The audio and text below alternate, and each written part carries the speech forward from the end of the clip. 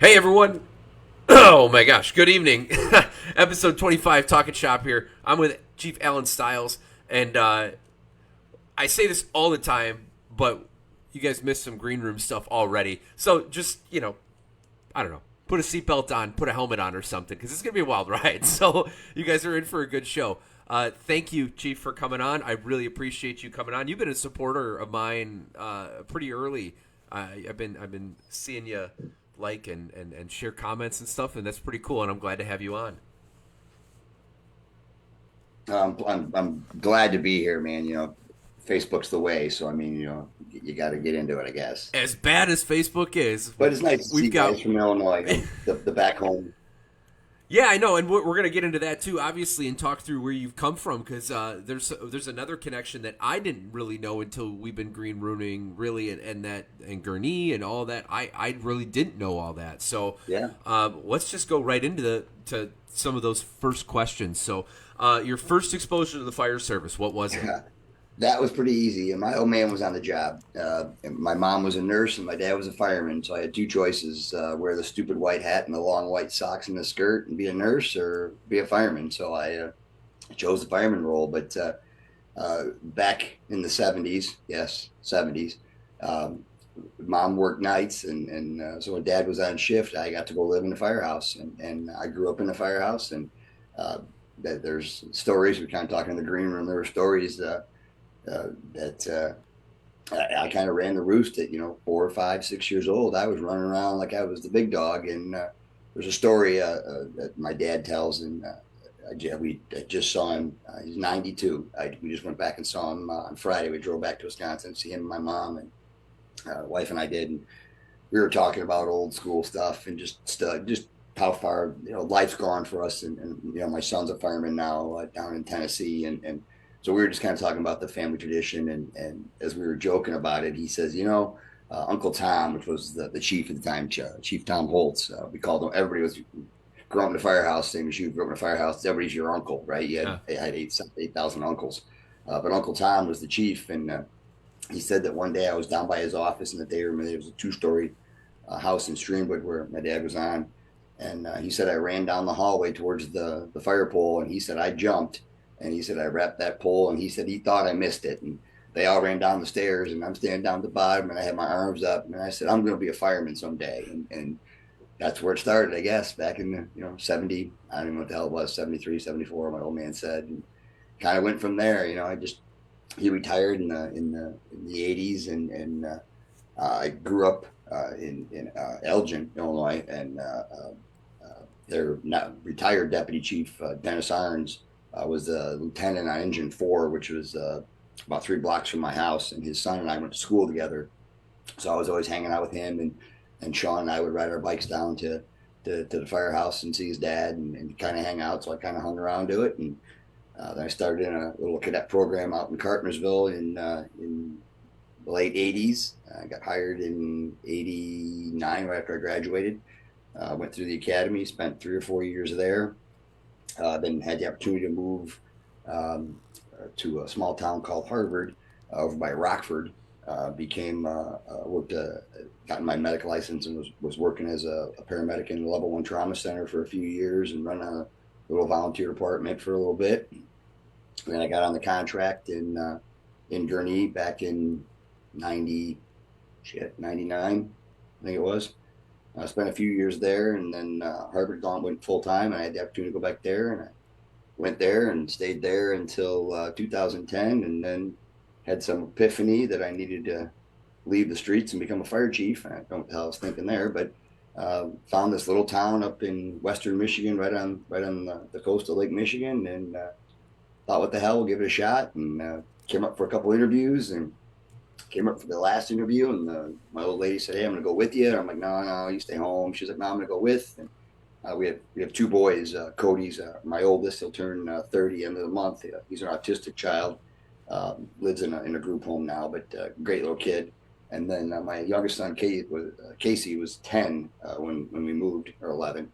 But we got up here that night. They were going through the interview process. It was me and another dude, and they said, "Hey, you want to be the fire chief?" And I was like, "Oh shit! I got to go back and tell my bosses I'm leaving." And They said, yeah, be back in 30 days. So I had to pick up, and I'd never been to Michigan before, except once as a kid. My parents would come up here to the Kellogg's plant down in Kalamazoo to get a free box of, you know, Lucky Charms cereal and, go camping on a summer vacation. And the only time I'd ever been to Michigan, and looked at the wife and said, well, I guess we're going to be in Michigan now. And almost 15 years later, we're still here. We're still kicking. So it's kind of where it went. It's kind of things fell. They fell right. And they didn't all fall good, but they fell right, and I made a lot of friends. And I've had, again, working with your uncle, he has an opposite shift, but I worked some overtime on his shift. And, it's kind of neat to how these things come full circle in your life.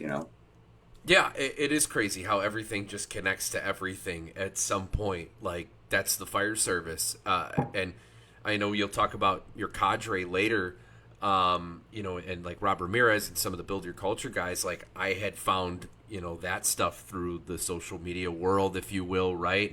And followed the pages and followed those guys and listened to them on shows. And, like, you're part of that. Like, it's just crazy. That's weird. But that's so weird too. Right? You look at some of these guys, and you look at Rob Ramirez, and we'll talk about Rob's. If you've never had a chance to I know you just did, Rid Under Fire down at Champaign, and what a great class, and what a great group of guys, what a great cadre of guys down there teaching that. And there's a million ways to skin a cat, brother. We know that. We can talk fire service. There's a million ways to do it, but the Mayday mindset that Robert does with his group out of Miami. It's just a phenomenal class, and we do that up here. And Sean Duffy is one of my dearest friends.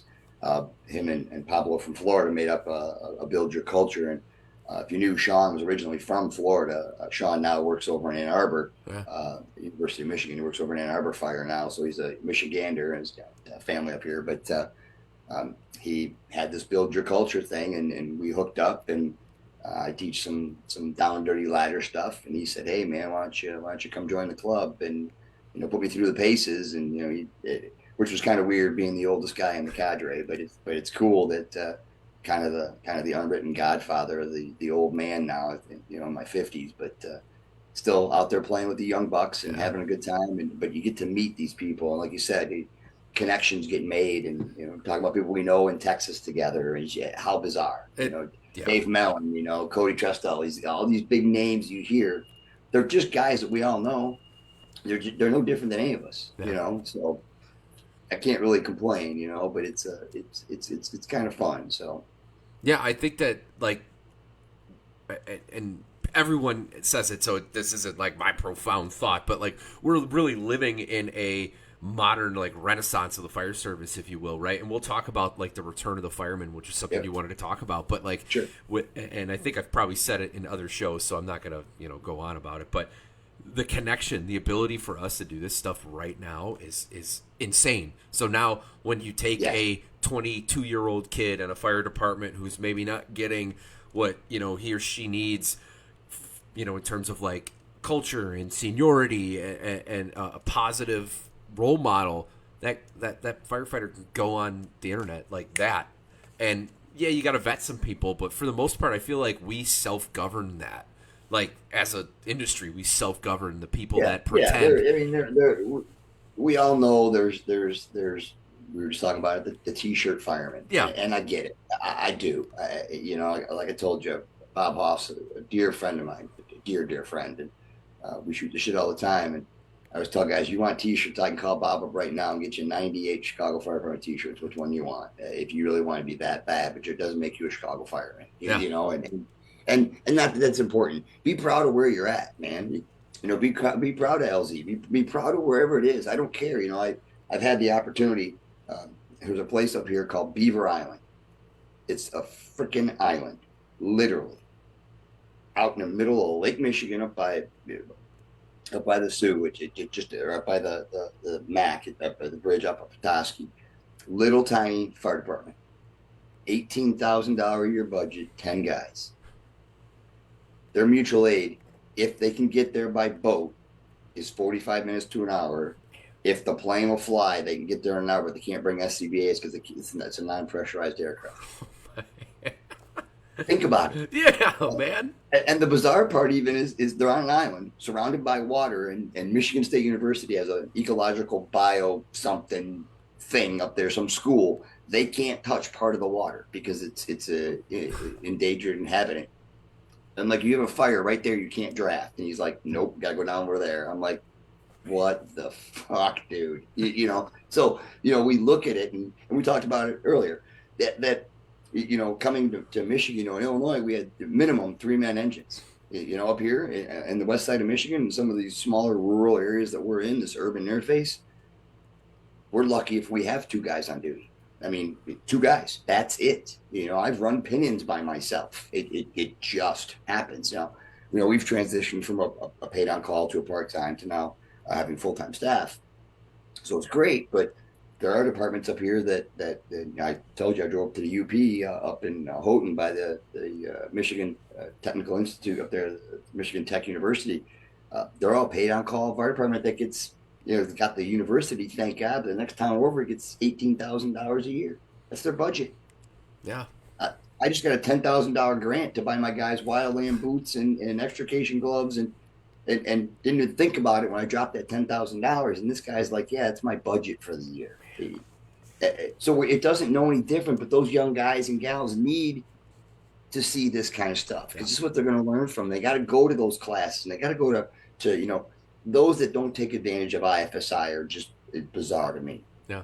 And as a chief officer, I know money's hard, but I'll tell you right out of the hole, and this will piss people off, and it might piss some administrators off, but it is what it is. But without me having great trained people, I'm just a dude that sits in a corner office, and that's what's got to stop. This administration of I'm better than everybody, and I'm dude. I put my pants on the exact same way my boys do. And if I can't do what they need to do, then we're not doing it right. Now, don't get me wrong. I know City of Chicago's, Memphis, Tennessee, where my son's at.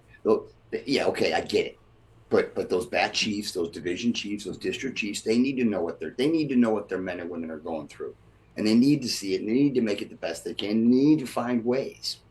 I find unique ways to get my guys and gals stuff. When I came up here, they didn't have, new gear. They were running on old stuff. And I'm proud to say every 5 years, my guys get new gear, like from head to toe. I let them choose their gloves. They want to wear a leather helmet. Okay, wear a leather helmet. I don't care. If that's what's going to make you do your job better, then do it.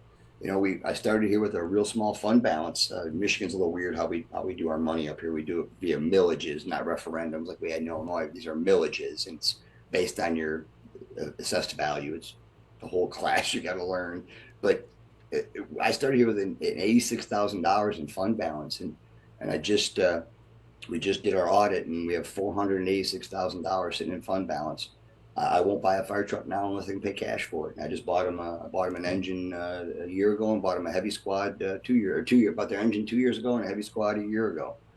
They get brand new gear. We just bought ourselves. We cover 25 miles of a motocross trail out in the national forest. I bought the guys a freaking motorcycle.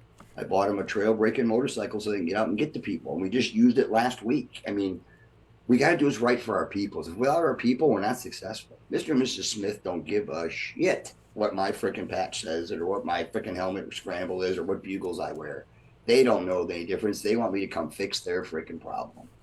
And if my guys and gals can do that, then perfect. But we all have to find ways. And if it means I got to spend a little money to send them to a right under fire or a FDIC, then I'll send them. You know what? I can find a way. Because if I don't have them trained well, then, and we'll get into the whole varsity thing, but if I don't have them trained well, then why the hell are we doing it? Yeah. To help people? Because we all said that in our interview, right? Everybody said yeah, right. Well, yep, we all did. The canned response. Yeah. Yep. Now I sit back as an officer and I sit in these interview panels and here I go, I just want to help people. And I'm like, okay, yeah, that's what we all say. No, dude, you want to go, let me give you a $500,000 piece of machinery, drive as fast as you can using due care, get to somebody's house, break their shit, and then they tell you thank you. That's what you want. You want to go do cool stuff, right? We go for hours of boredom to a couple minutes of intense insanity. And that's what we live for. And I'm not saying that we don't ever want to see anybody go through those things. We don't want to see anybody have a horrible day. But that's what we worked for, right? We're great at blood pressures, aren't we? We're great at blood pressures, but we can't remember what the hell lunar stands for, which don't even get me started on that. But why can't we just make it simple, man? Just put the firemen back into firefighting, right? Yeah. It, high chiefs put out, if we can't guarantee 100% survivability, we shouldn't search the house. No, no, no. If we got to do it, we got to do it. We got to do what we got to do. Risk benefit analysis. Yeah. You can use all those terms that were out there. It's like anything that we had. We were talking about it the other day at one of our academies. We were talking about flow path. When I started back in the 80s, we didn't have flow path. We crawled in and went, crap, it's hot. And we closed the door. And then we opened the door and went, oh shit, the fire went out. Oh wow, what was that? Well, flow path. We just didn't have all technology to know that. We were just dumb firemen, right? We were just talking about bubble sheets. Yeah. Like we didn't have this technology. We didn't know what that was. I had Pong as a kid. I didn't have all this technology stuff. I look at what you got in the playroom for the kids. They got more toys in there than I ever had, right? But we didn't realize that, and that's where the fire service has gone. We're so worried about what everybody thinks. Man, do you, boo boo? Don't worry about anybody else. And I've lost a lot of friends because I am the way I am. But you know what? Oh well. I lay my head down at night every night and go, man, I did all right. And maybe tomorrow I'll do even better. But I'll guarantee you, I'm not the weak link. I goddamn won't be the weak link, right? Yeah. I'll do whatever it takes, But I'll make you just as strong. But you got to give me the effort. And that's the hard part, is getting guys and gals to want to get the effort, because then they want to know, well, what do I get? Yeah. And you get the satisfaction, You get to go home at the end of your career. I'm at the twilight, man. My wife says I got a couple. I say I got 7, but we'll see if the old body holds up. But I'm going to go as wide open as I can every day. We talked about the tat. I got a tat that says it, wide open, go wide open every day. And I do. I'm not saying I'm crazy. I'm just saying that I need to give 100%, right? Mr. and Mrs. Smith deserve that. Yeah. I mean, it's the other phrase that's coming around, the fire service, that I think we all need to latch onto, and it's right in the same wheelhouse you're talking about, is, do you want you saving you, right? If you can't even hold yourself to that standard, like, right. Or treat it like it's your house on fire, right? Same thing. That's the big thing, is the big thing now, especially on a lot of social media stuff, is don't run on the fire ground. Boy, I'm telling you, at 2:30 with Mrs. Smith holding her little daughter out the window, bitch, you better be running. You better be Carl Lewis running. Yeah. But you better be knowing what you're doing too. Don't just go in blind. And that's the problem I see with the fire service a lot, is people go in blind, and they don't see it. One of my guys says to me all the time, he's like, Chief, you drive me nuts. He says, you pull up and he says, you're barking out stuff you want us to do. And he says, I know you're 15 steps ahead of where you're already talking. I know it. And he goes, and I love that, because I don't even have to think. I just know what you're going to make me do, and I'm going to go do it. And I know it's right. And he said, and then we're going to move on to the next thing. He said, but I wish I could get my brain to work like that. And he always asked me how I do it. And I said, son, I don't know. I don't know how I do it. I had some great people that I grew up around, Buck Irons, a bunch of the guys on GFD. They just had all these people that Bob Hoff. I mean, of all people, Bob Hoff. Everybody, oh my God, it's Bob Hoff.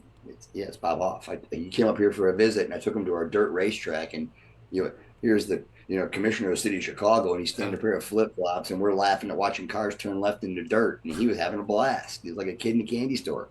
But don't think I was a sponge, and we talked about that. The kids nowadays want to be sponges, and I think my generation somewhat is that I call it the pumice stone. We're kind of all hard and crusty now. We forgot with that. We lost that passion, and I don't know why. I really don't. I don't know if it was. And I'm not going to get into the politics, and I'm not going to get into COVID. We can hit on a little bit. I say the phrase, why the elections here 4 years ago almost now. Why do we let 2 dudes that are never going to meet us, that are never going to know our names, tell us who our friends could and couldn't be? I've lucked out. I've gone through quite a few boards here, and I'm still here, which I don't know if that's a good thing or a bad thing, but I'm waiting for their shoe to drop. But I've always told them, guys, I'm not going to tell you how to be the supervisor. Do me a favor. You hired me to be the expert. Let me run my firehouse. Yeah. Don't come in here and tell me what I need to do. If you do, then wear the shirt. And I actually told my boss that one time, and my other boss said, hey man, you do that again, you won't be here. I said, you're right, I'm going to quit. I said, I won't stick around. I'm not going to have you telling me what I need to do for my people, what I need to do for our citizens, because you're just as important as I am. They just don't see you. And we had a great relationship after that, but I had to have that hard conversation. And sometimes people don't like that. I come off as too rough. People always say, when they hear me on the phone, they talk to me, they're like, man, I always thought you'd be bigger. Nope, 5'6" and a buck 40. That's it. I was 5'8" when I started, but I'll tell you, the old two-man cots take a beating on you. That's why I'm 5'6" now. My lower back is kind of shot. But everyone's like, oh, you sound so intimidating. Well, I'm not intimidating. You just take it that way. But intimidation is just a state of mind. And that's where we've gotten so focused, and we've gotten so hard on each other. And I'm not saying be sensitive. I'm not saying be a brass asshole either. But at least know where you're supposed to be. But the biggest thing people need to learn to do, and it's something that Illinoisans and Michiganders are just as bad as. Nobody stays in their own fucking lane, and just stay in your lane. Do you? Make you better. And that's. It drives me nuts because I don't know where to go when I look at it, and I wish I could be like you. Well, then go out back and throw ladders. Go out. I bought my guys props. I buy them. Yeah. I got $30,000 in props out back.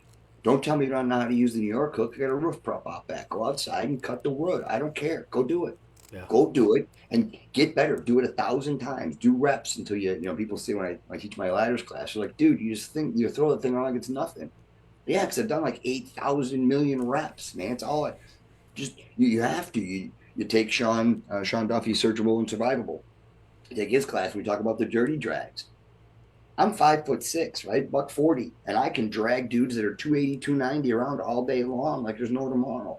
And I'm 53 years old. Why? Because I trained my brain, I trained my body to do the right way, right? And do it until I can't. Somebody coined it a long time before I did. I just changed it a little bit. My little challenge coin said, we don't train till we get it right. We train till we can't get it wrong, right? Yeah. And that's what we should do, right? And first time you put your gear on, right? How many times did you nut yourself with the suspenders? Right? Yeah, right. We all did it. Yeah. Any fireman says he's never had's a liar. We all have done it, and you cut the damn strap off. You're out, give me a pair of suspenders, right? But we started practicing it. You had Pasagio on the other day, and Todd and I had talked about that years ago. Left is life and right is rescue.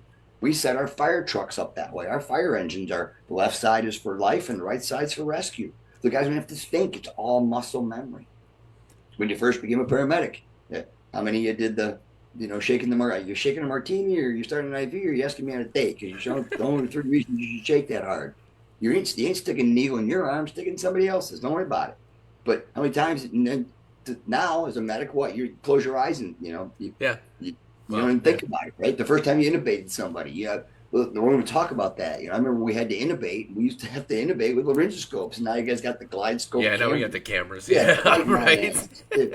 No way. I don't even need that. Throw it away. Give me the laryngoscope. And that's what it should be. But I'm not saying that old world's still gone, but we got to go back to the basics sometimes. Yeah. Oh, 100%. Everybody talks about the New York hook, right? New York hook is a great, we got 20 million of them. Great tool. But they were built for certain roofs. Those roofs aren't here anymore. They're all legacy homes. Unless you have a legacy community, you're not going to use that tool the way it was defined. But you can still use it. You just got to know a different way of doing it. Yeah. Well, the kid from Denver came out with the Lockwood hook. Same concept, but got a lot longer opening so that you can get up in there. So that we can use it on the OSB board versus the old tongue and groove. You talk about Mitch Herner, another guy from Builder Culture, Firemall Tools, truck in Chicago. Yeah, great guy. Came out with the TSR bar. If you guys have seen those yet, I'm not plugging it, but I got it. But I trained with him, and he taught me how to use that thing, and all the understandings of a Halligan bar. And guys and gals, they make these shticks and these things. When we go back to the basics, man, the shit's never changed. We forgot how to do it because nobody passed it on. And that's my generation's fault. I really believe that. I really believe that my generation, we were getting, into technology, and we got confused about learning technology and didn't want you young bucks that were getting college degrees with all your paper to pass us. And us old dogs kind of got scared, I think. And so we just said, fuck it. And now we just sit out in the bay and read our newspaper and I'll drive today, and we got to change that culture to get these guys back into the because you guys are our next generation, and you're going to make that legacy. And you've already made a legacy for yourself now, Alex. You're already making a legacy. But do you care? No, it's the guys that go out there and try to make that legacy. And one of the things about, and I'm not knocking any of the other groups out there, but the Build Your Culture group, we by no means, go out and say we're better than anybody, because we're not. We're just a bunch of dudes from all over the country that just have a mission that we want to make the fire service a little better Yeah, and that's it. build our cultures. Yeah, it's promoting what we're supposed to be, what we always were supposed to be, right? And Right? and that's that's what this is. That's what hopefully most people are getting back into, and that's becoming the louder voice of the fire service right now. Like, I look at generational stuff, right? I'm in my 30s. My group, my group's afraid to fail because when social media came out, if you failed, you didn't know people were talking crap about you because you weren't friends with them on MySpace or whatever it was back in the day, and then all of a sudden you'd get to school and you'd be like, everyone's laughing at you kind of thing, and you have no idea, right? So like my generation in their 30s is afraid to like fail in a way because that was what we dealt with. But then this next generation that's in their 20s, they couldn't care any less because they've grown up around it.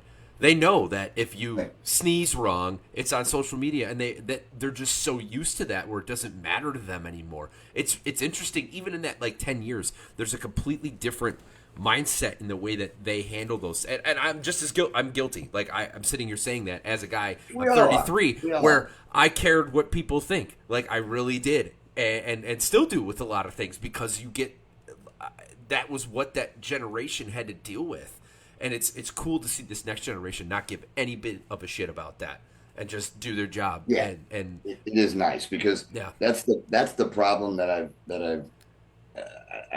I just I look at that entitled group. They need instant, right? We yeah, need instant everything.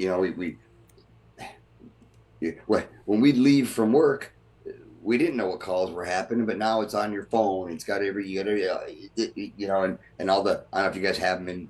I know there's one that I still follow in Illinois, the Lake McHenry County scanner yeah, thing. yeah, But shit's on scanner, on the Facebook before we even get the calls. I mean, I've pulled up on calls and I'm already getting people sending me pictures of the call I'm going to. I'm yeah. like, holy crap, dude, let me get there first. And it's it's instantaneous and my generation especially, we didn't have that.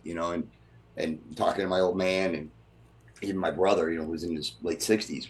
They our generational gaps and it gets so hard because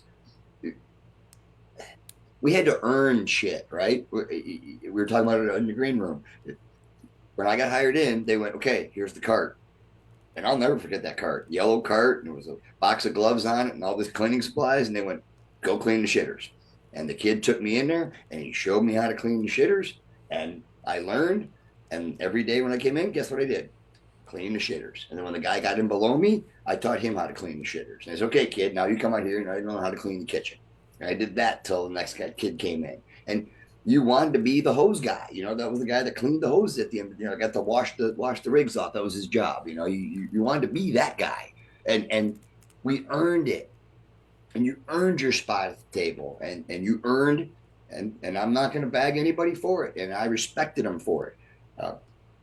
Black shift, you didn't get to sit in a recliner until they said you could.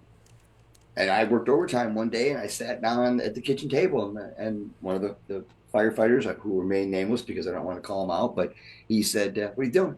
I said, "Your shift policy is you don't sit in a recliner." I said, "I'll sit and study the map book and my SMOs," and he's like, "No, dude, you can sit in a recliner." I said, "No, it's your policy says a junior man can't sit in a recliner. I'll respect that." And I came back a couple shifts later to work overtime again, and they're like, "Dude, no, you're allowed to sit there. That was so cool of you that you respected us that way." Well, you get it if you give it, right? And did I like some of the things they did? No, but that's their shift, right? Yeah. Your uncle did a great job running that shift, but that was his shift, right? And I'm not gonna come in and upset the apple cart, and same with my shift and the way I run my department now. There are people who don't like the way I run my department. Well, that's fine. Don't worry about it. You run yours, and I'll run mine. But when you call me, understand we're coming to work. We're not going to come here and stand in the front yard and be a bunch of yard breathers. You want stuff to get done. Let's go get some shit done. Right? We're not going to stand here and, oh, the ceiling needs to get pulled. Okay, well, let's go. Boys, and off they go.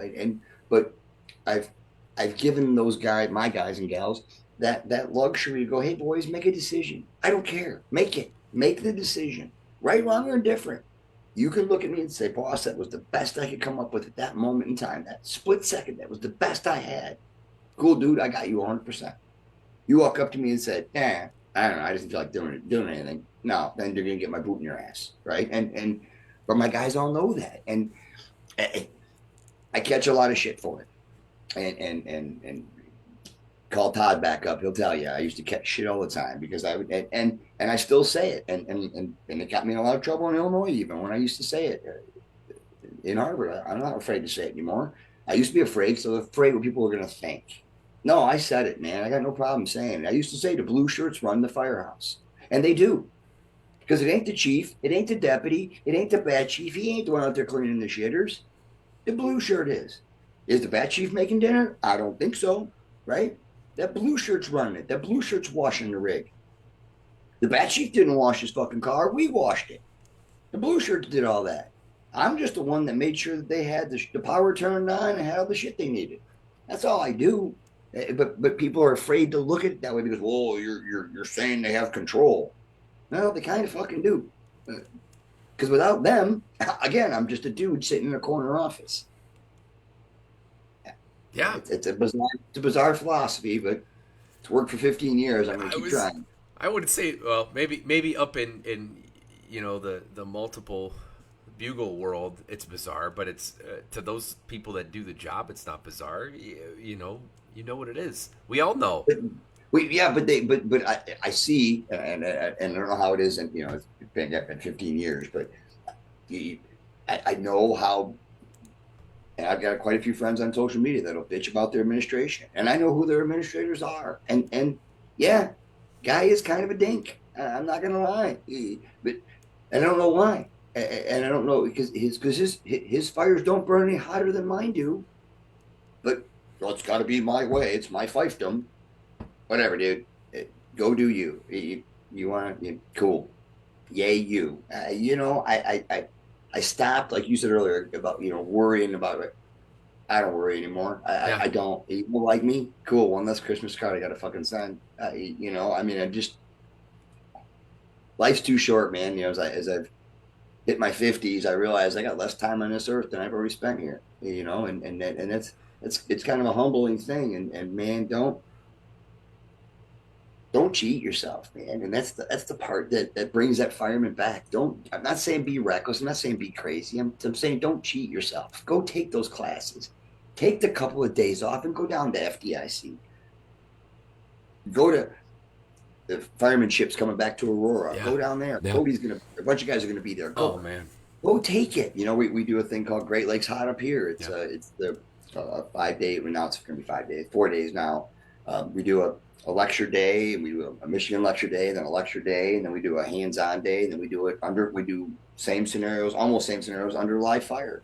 And we started out with 50 people, and now we're guessing we're probably gonna have 300 next year at 2 locations, at 2 burn facilities because it's getting so big.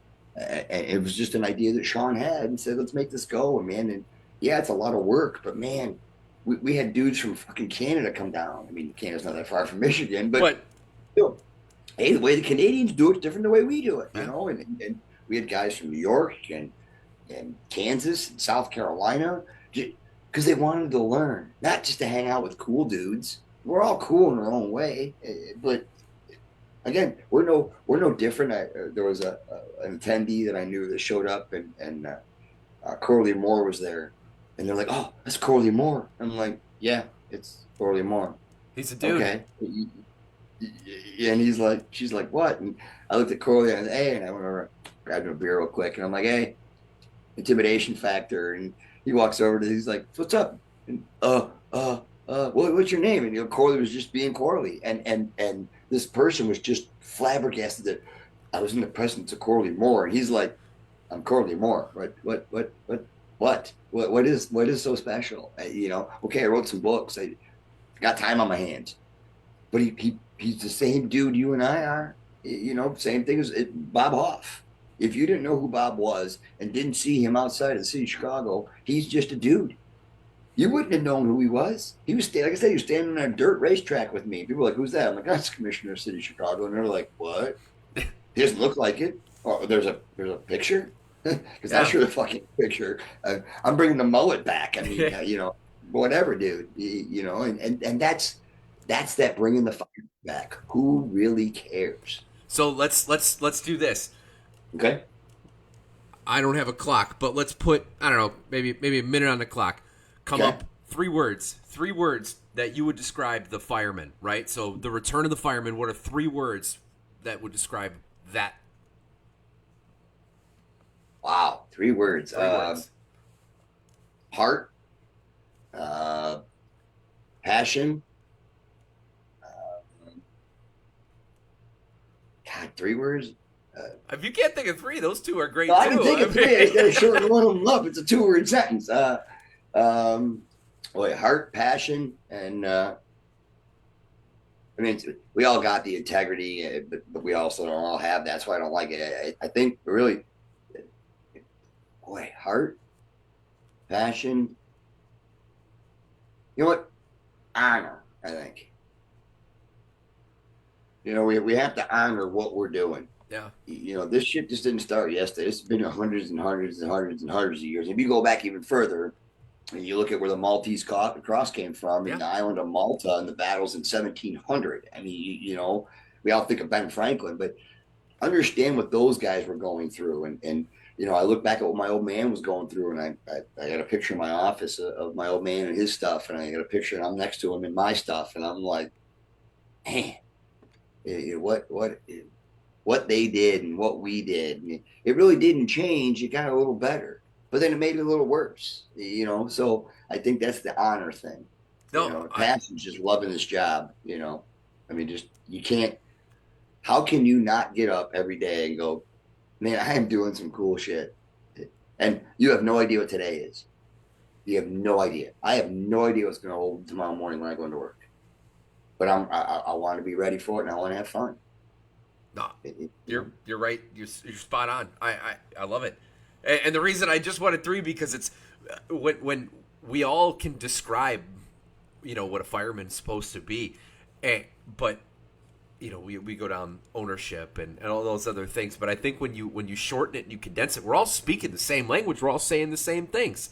Right. If you tighten it up like that, it's super easy to just stick to those values. Everyone has their core values in their department and all those. And I know that was a huge thing with probably I can't remember if that came after Brunacini or whatever that came from, but where everybody had core values and we all had to make these acronyms about our departments, which is great. Don't get me wrong. Yeah, we do. We have it. Yeah. Eddie Enright from Southside Fools. There you go. Yeah, double E.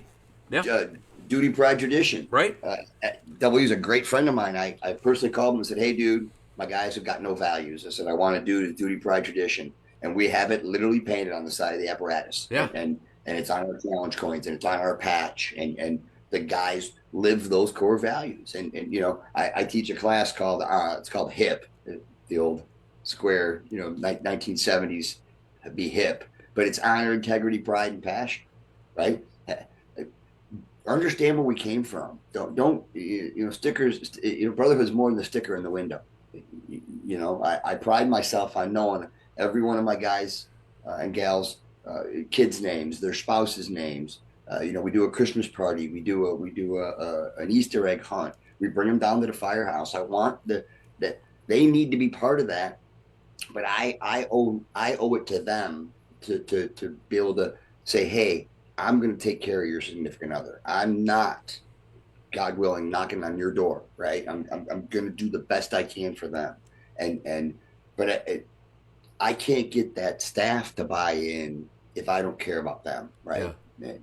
No, we all have our own personal things we got to deal with, and I'm not going to get into the weeds. But you need to come talk to me, right? I have an open door policy. My guys always laugh, and my door's always. I have a couch in my office, and the guys always come in and just sit down on my couch. And I remember being everywhere I was at before I came here. I went in the chief's office for two reasons: get my ass chewed or get his garbage, and that was about it, right? And I'm like, no, guys, come on and sit down. We're a family. We gotta. There's only 15 of us. We might as well freaking be good to each other, and it works. But there's days we've cried around each other's shoulders because somebody's struggling. My deputy chief had cancer. She had cervical cancer. We got her fixed up, but we all sat there and said, "What are we going to do? What are we going to do to make it better? How are we going to help?" And went over and mowed her lawn. The wives made meals for her. We had that honor to take care of each other, and so there's those things. And yes, we are entrusted with some things where the integrity comes from. We're trusted with stuff. We're trusted with drugs. We're trusted with people's stuff. Are there douchebags on the job? Yeah, there are. We've all seen the videos of guys stealing money and doing. And do they need their back? Do we need to turn our back on them? Yep, we do. The minute you deface the fire service, we're a small club. I joke. Michigan's got 9.9 million people, depending on how many leave Detroit this week, but we say 9 million people. There's only 35,000 firemen in the entire state. I keep telling people that's a small freaking club. There's 1,100 fire departments. That's a small club, and we let you into our club. And if you shit on us, guess what I'm going to do? I'm going to turn my back so fast on you because you shit on me. Don't do that. We're a fraternity, man. Don't drag our name. You said you went to FDIC. Yeah. How many dudes you see at FDIC in T-shirts with their pagers on? Oh yeah. How many? Yeah, it's everywhere. Yeah. You walk up to him and go, dude, I get it. Are you gonna make it? Yeah. Is the pager even gonna fucking work in Indy? Where you from? Kentucky? We all know who you are, man. Dude, you're at a fire department conference. Yeah. I'm guessing you might understand how the fire department works. Again, be proud, but really? And that's where I get so, I won't say frustrated, but I get, they take it almost too far. Again, be proud of what you do, but you have to have a life outside the firehouse. Well, there's a point where you make that pride about you, and that's not pride. Right. It's not the same. It's gloating. Yeah, that's gloating, and I hate to stop with the BDS. But can I say big dick syndrome? I just did. Whatever. I mean, I think I'm small enough where they don't catch anything unless Zuckerberg shuts us down. But whatever. I've cussed on the radio before, and the FCC hasn't come after me. So our dispatch center did, but I didn't. Spotify, when I upload it, always goes, "Is there any explicit language in this?" And I just always check no. Maybe. Could be, depending on who the guest is. I try, but this is a fireman show, for God's sake. Right. So, for God's sake. When I was just, like I said, at at Red Under Fire, and one of the instructors comes up to us for our evolution, and they threw up a video because they added Chiefs to Red Under Fire this year, which was awesome, by the way. I don't have another lens because I didn't take it without Chiefs, but it was really cool to have those guys there, and they all had been through it. So, and I'll save some meat for the bone for my bonus episode that I'm going to talk about and offload all of this awesome shit that I learned. But the instructor comes up and he goes, "All right, we're going to be on video, so nobody swear." And one guy out of the corner just goes, "What the fuck did you just say?" Yeah, exactly. He just turns around and looks at us, and it was on. Everyone just started swearing, and it's like, get it out now. I bought the boys helmet cameras, and I was telling them, all right, boys, you got to remember. And then I got one on my helmet, and I was like, well, that's probably the stupidest idea to do. Turn my audio off, because all you're going to hear is beep the whole time. If I upload the video, all you're going to hear is beep for an hour, because I'm cussing up a storm, but, whatever. I mean, that's the old fireman thing. I grew up, my old man, those guys would all just cuss to cuss. I don't, it was just their thing. Smoking cigars, drinking coffee, and cussing. We won't talk about the scotch in the basement. Nobody cared if you cussed if you pulled them out of their house, right? So right, yeah, they could. Well, unless you say they're a little overweight in an improper way, then maybe it might. Well, yeah, but even at that point, hey, you're lucky. You got a Brad. I'm so bad at names. Brad Wisely. Yeah, did I get that one? I think he just says all right, and I'm pretty sure. Yeah, it's all right. It's Brad. He's an idiot. But what did he have to say? That was it. He just threw in a little McConaughey, and then that's it. He dropped that all right, in there. Maybe Oh boy, yeah, well, it's Brad. He's one of So, those, he's one of those firemen you hire because they're fun to watch. hey, he says you're looking great, Chief. So there you go. Yeah, yeah. I'll unfriend him later. So I feel like we've talked through most of these little notes that I had, which makes my life even easier. However, I do want to kind of touch back into some of those things, right? So, Sure. Return of the Fireman, that was great. I did want to pull one other thing that I took notes from our green room, and that was a lot of my viewership. Obviously, is in Lake County, Illinois. That's where Yep, I yep. started, and that's where it's kind of growing from there. And we talked about Mavis, and I thought that was really cool. What you were talking about, how Mavis was making its way, not in the same way, but your Michigan Mavis, and maybe you could share Yeah, that yeah. So, experience.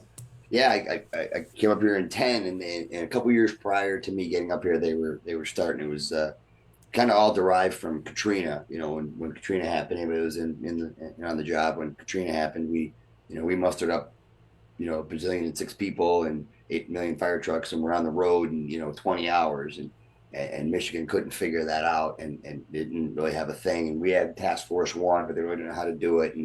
And the fire service doesn't really have a home in Michigan. We have an office of the state fire marshal, but it's under the Department of License and Regulatory Affairs.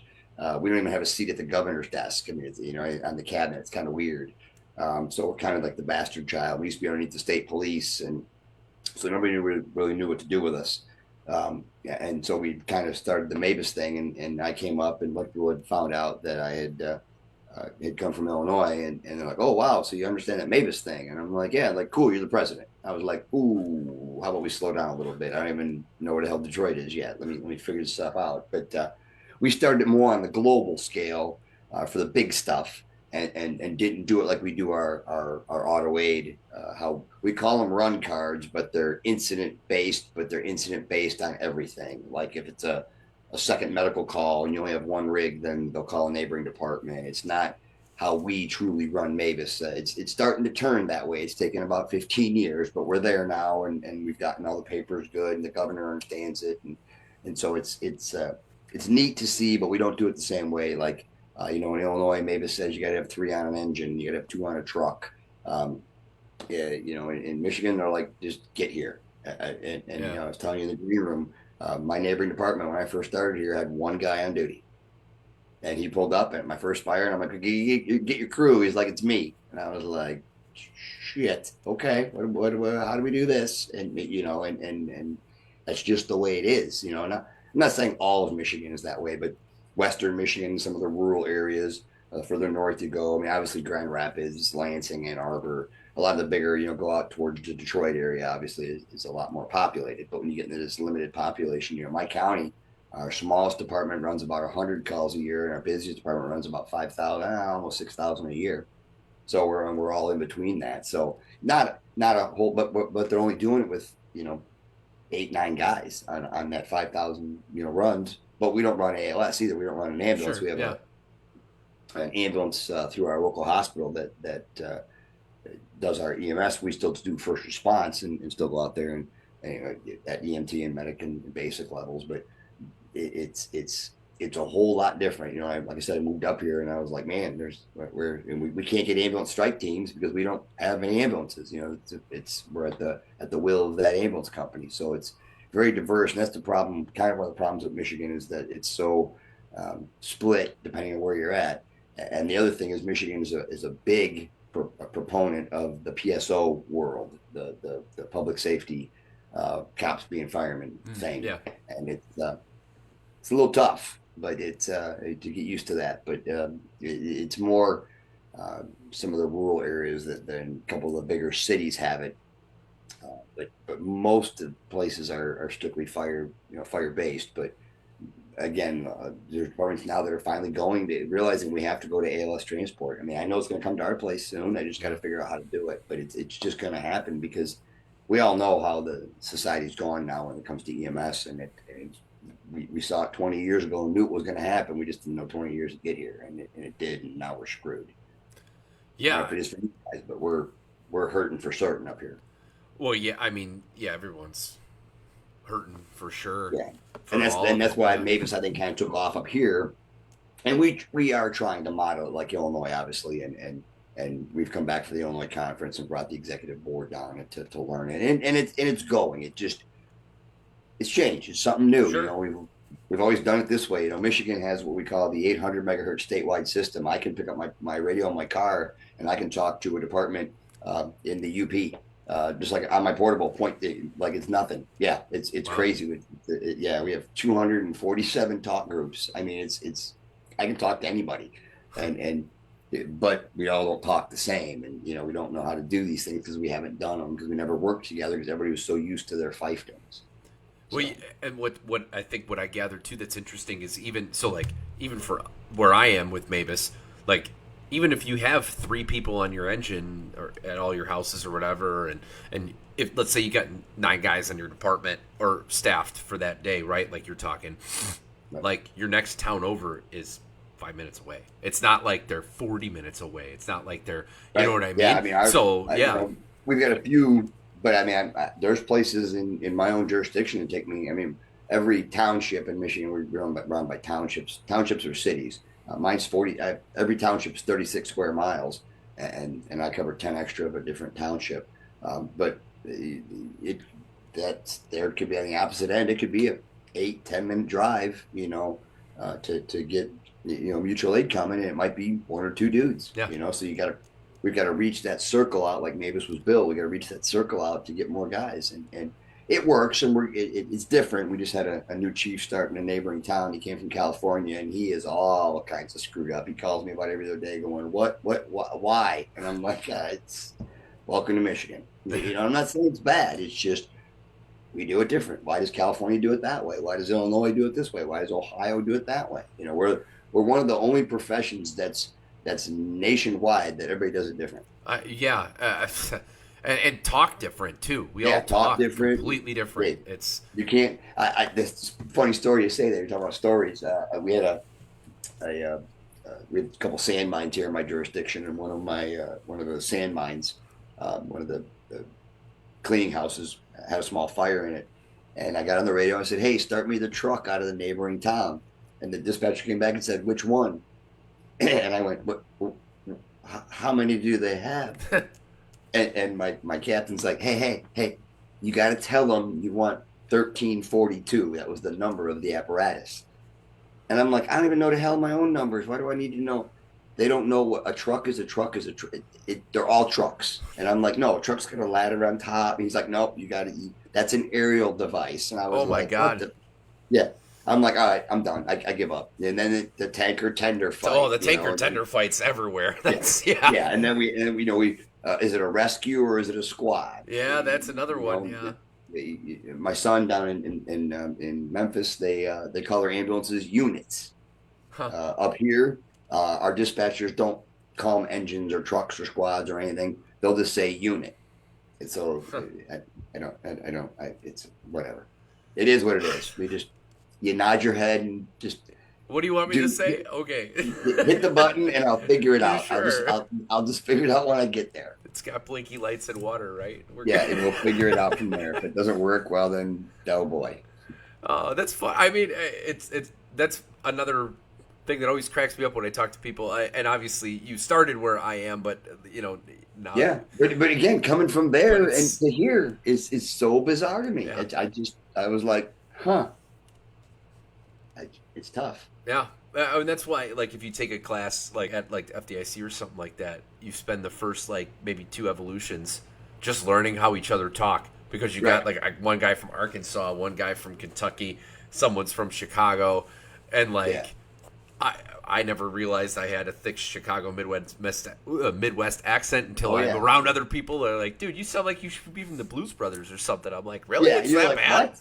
Yeah, really? Yeah, I know. Like everyone sounds like me where I'm from. Like, yeah, there's definitely one in Michigan. I hope I haven't got me yet. I'm trying now. I'm still trying to keep the Chicago one, but I still can't say the number 3 without thinking about it. I have to think about saying 3. It's always 3. But and yesterday, I can't say yesterday correctly. Oh my god, it's yesterday. But But up here, it's a little different. So. Oh, that's funny. Yeah. The jargon. Maybe one day we'll all figure that out, but probably not. Yeah, I doubt it. I doubt it. Well, I had a friend that took a class, and I can't remember where they were from, but it was somewhere south, and they called their skid load the long tom.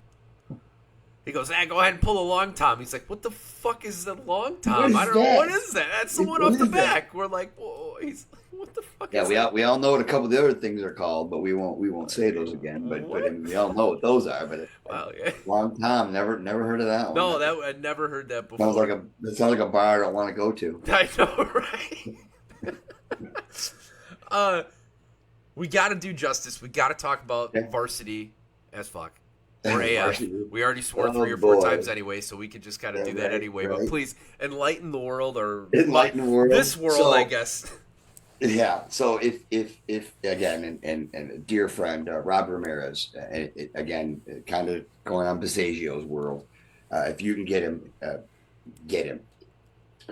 Greatest Cuban you'll ever meet in your life, um, uh, and does get good cigars. But anyways, Rob's from the Miami area, and he teaches Mayday mindset.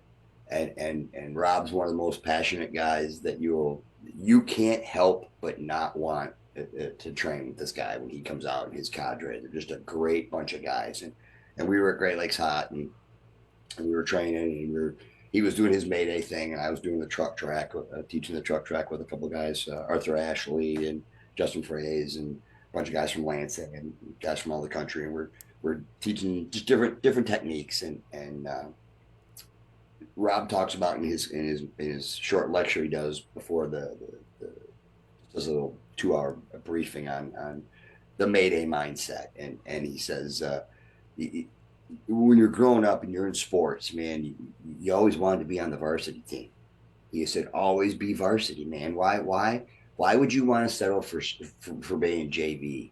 Why do you want to be on the second string? Don't you want to be varsity? Don't you be on the starting line? Don't you want to be the best there is?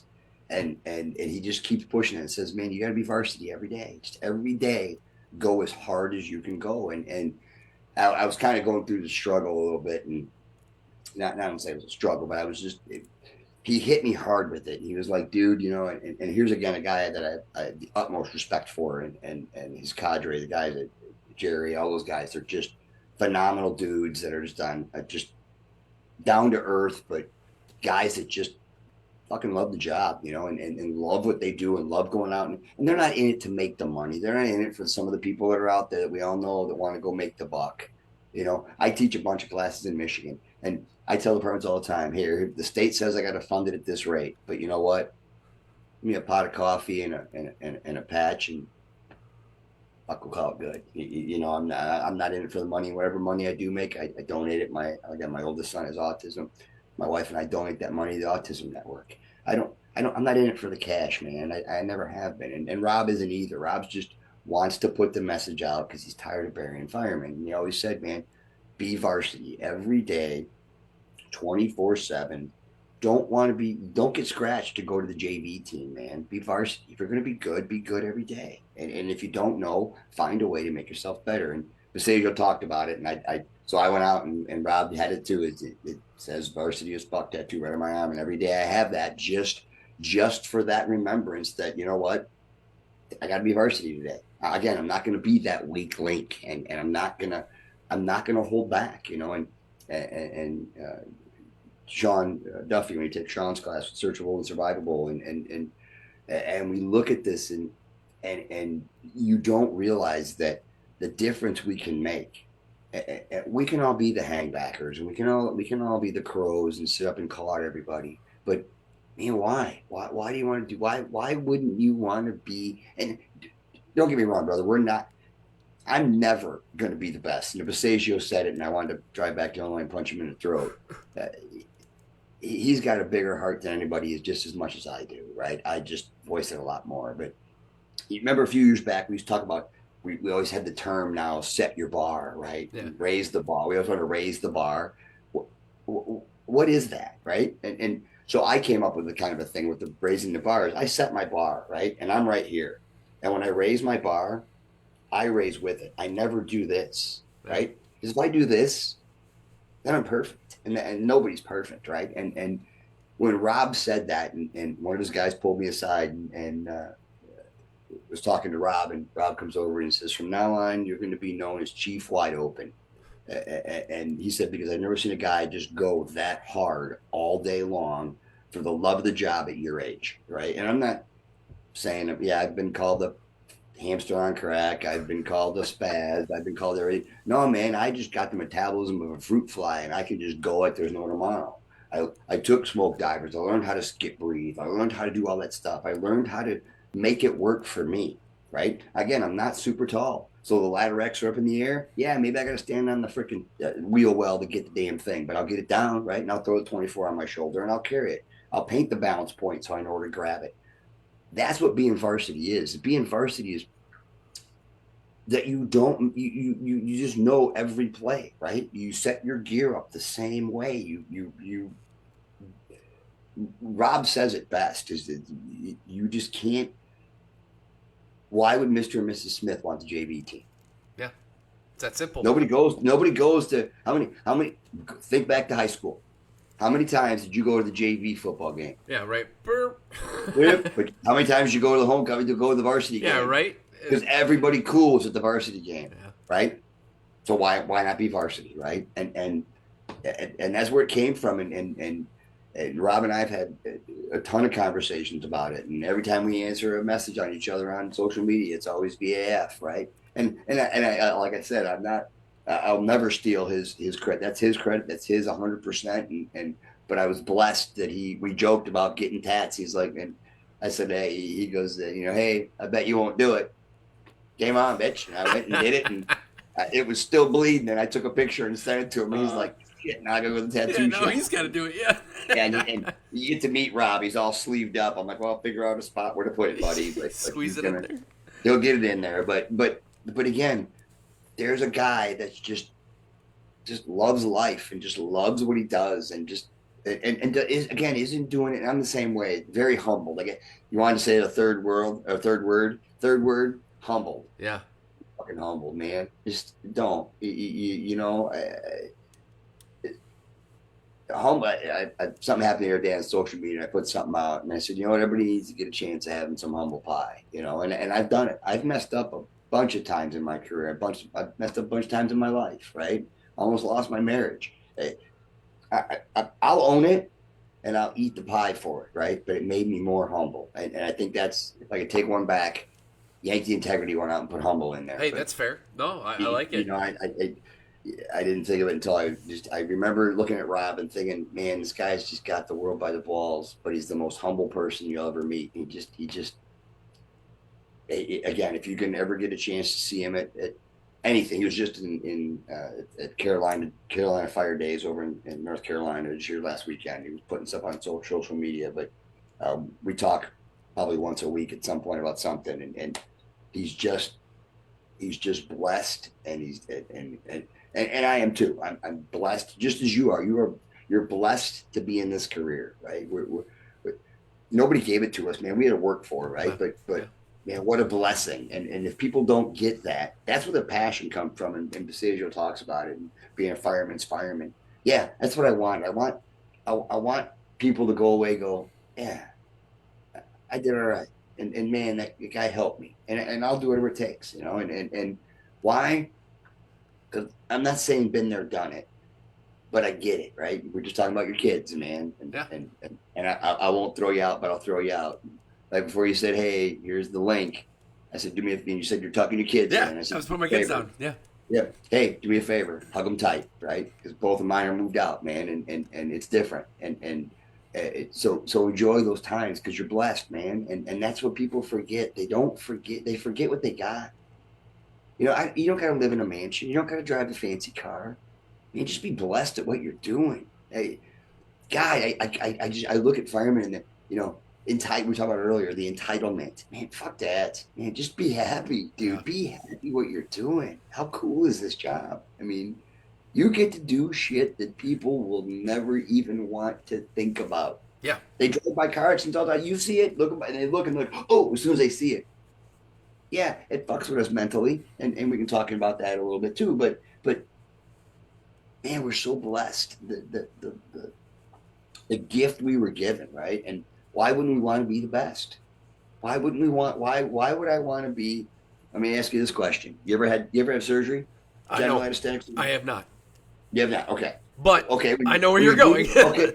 When you did your paramedic time, you had to go in and do some intubations in Yes. the OR, right? Yes. Okay. And you walked in with the anesthesiologist. Yeah. And the anesthesiologist had a person we call the Jesus position. Yeah. And they had a vial of succinylcholine and a vial of of etomidate. And they were going to give those two drugs, which stop your freaking respiratory drive. Right before that son of a bitch pushed those plungers into that IV in your arm, did you look at him and go, he's a 70 or he's a 90? You didn't. You just hoped you knew what the fuck he was doing. Well, people think the same way, but you know what that doctor wants? That doctor wants to be the best. Yeah. Right? We just don't see it because we don't understand it from that perspective. And that's what we need to think about is Mr. and Mrs. Smith want the best, right? And Chief Ebersol said it years ago about the whole, the 5 decathlon neurosurgeons to come fix their problem, not two dudes in a pickup truck, right? Yeah. But he's right. He was right back then. And he's still right now, man. Why don't we want to be the best? Now, I get we can't have all the great equipment sometimes because I understand finances, right? Sure. We can find ways to make it better. We can find something, right? The back of the bay thing, putting a table out in the apparatus bay, or the old squad table. We got one at our house, and the boys all go out there, and that's where the world's problems are solved, right? Yeah. Because that's where they can be them and become better and be those sponges that they want to be. Yeah. My 2 cents. Probably I'm with you. It won't get you any freaking prizes at Great America, but hey, local reference there. right? Yeah. The only reason we drove by it the other day, we were driving by going to Wisconsin to see my parents, and we're coming down 94, and we went through Gurnee, and he looked over and go, "You miss it?" And I was like, "Nope." Probably nope. I don't doubt it. Every freaking shift, that and the stupid mall. The squids that come home for the weekend, they get their weekend furloughs and they be up at the mall and they get into fights all the time. Don't call the shore patrol. Yeah, well, screw you. You're going to the shore patrol. I get it. That's my local shopping area. So yeah, no thanks. Or we go now we go to Kenosha a lot more, but yeah, well, okay, Kenosha, you get a zig and zag when you go to Kenosha. Yeah, that's a different. It's a whole different world. I park at Bass Pro. Nothing bad has ever happened at Bass Pro Shop. I knew that was coming. Great story. We had a class 1, your CPR in progress, in Bass Pro on Black Friday. Oh. And I'll never forget. We're working this dude, and this guy is trying to get clothes. And I'm like, can you wait 5 minutes? Can you? No, it's on sale till 8:00. And I'm like, I'm pushing on this poor bastard's chest. Can you give me a minute? Yeah, I'll never forget that. I hated that mall. I hated it. I worked in that mall. When the Sports Authority was there. I had a part-time job there, and I hated 1.4 miles. Every minute of it. Have you ever noticed? You ever look at Google? Google? The satellite of Gurnee Mills? Yeah, it's in the shape of a dollar sign. What? Get out of here! No, it's in the shape of a freaking dollar sign. We're segueing. Sorry. I'm looking this up now. I told you to go down some rabbit holes, but this is a very different rabbit hole that I've ever had on this show. But my God. Retired Fire Marshal Don Comers told me that when I first started in Gurnee. He said it's in the shape of a dollar sign. Don Comers. He had a really high pitched voice, but great fire marshal. But you look at it, it's in the shape of a freaking dollar sign. And if you're listening to this on Spotify later, I can't help you other than you got to do the exact same thing that holy shit, it really is. I told you. I don't make this shit up. I don't even know how do I get. You can share your screen somehow. There has to be. I know. I got to figure that out. Hold on. See, I'm young, but the zoom, I don't. There we go. Hold on. There, it's coming.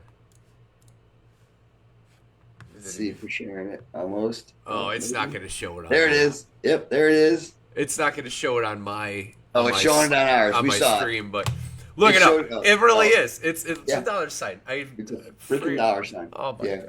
1.4 miles from one end to the other. We used to have to walk every shift from Black Friday to Christmas because they used to store stuff all in the back aisles and we could never get in, and we used to have to walk that thing and.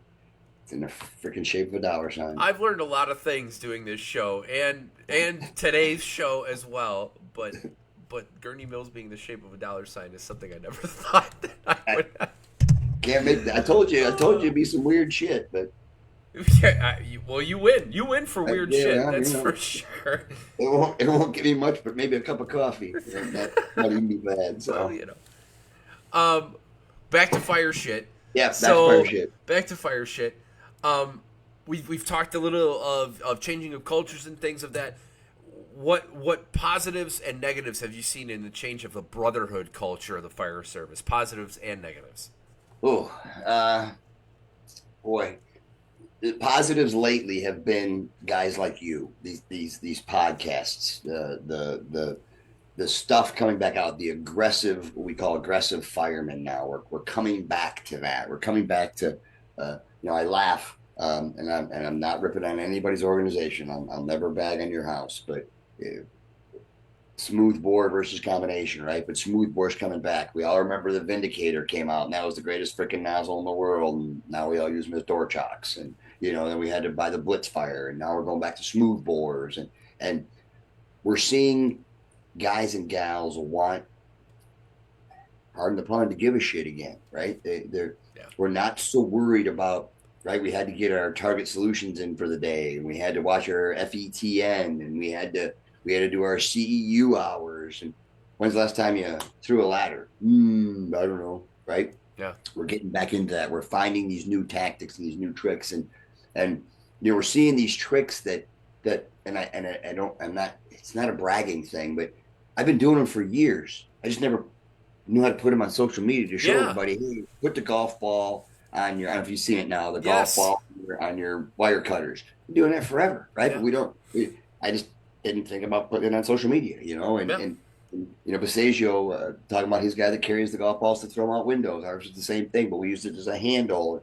Now we're talking about putting them on water cans. And the fire service is getting back to the diversity because we're doing more shit with less. Yeah. And so it's I think that's a good thing.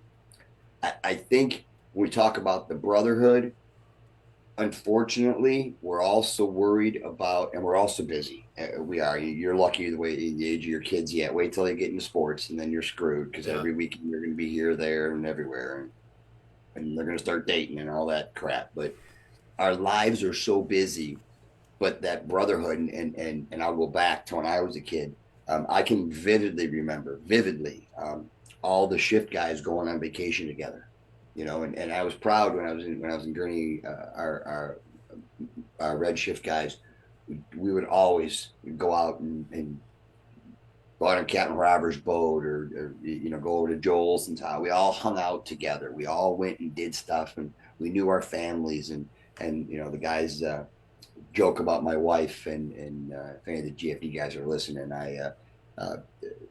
Ann's my wife's name. My wife got run over by a lawnmower when she was a child, and had a lot of severe damage done to her leg, and they actually saved it, and she had a pretty pronounced limp for a long time until I bought her a new kickstand and got a new knee put in her.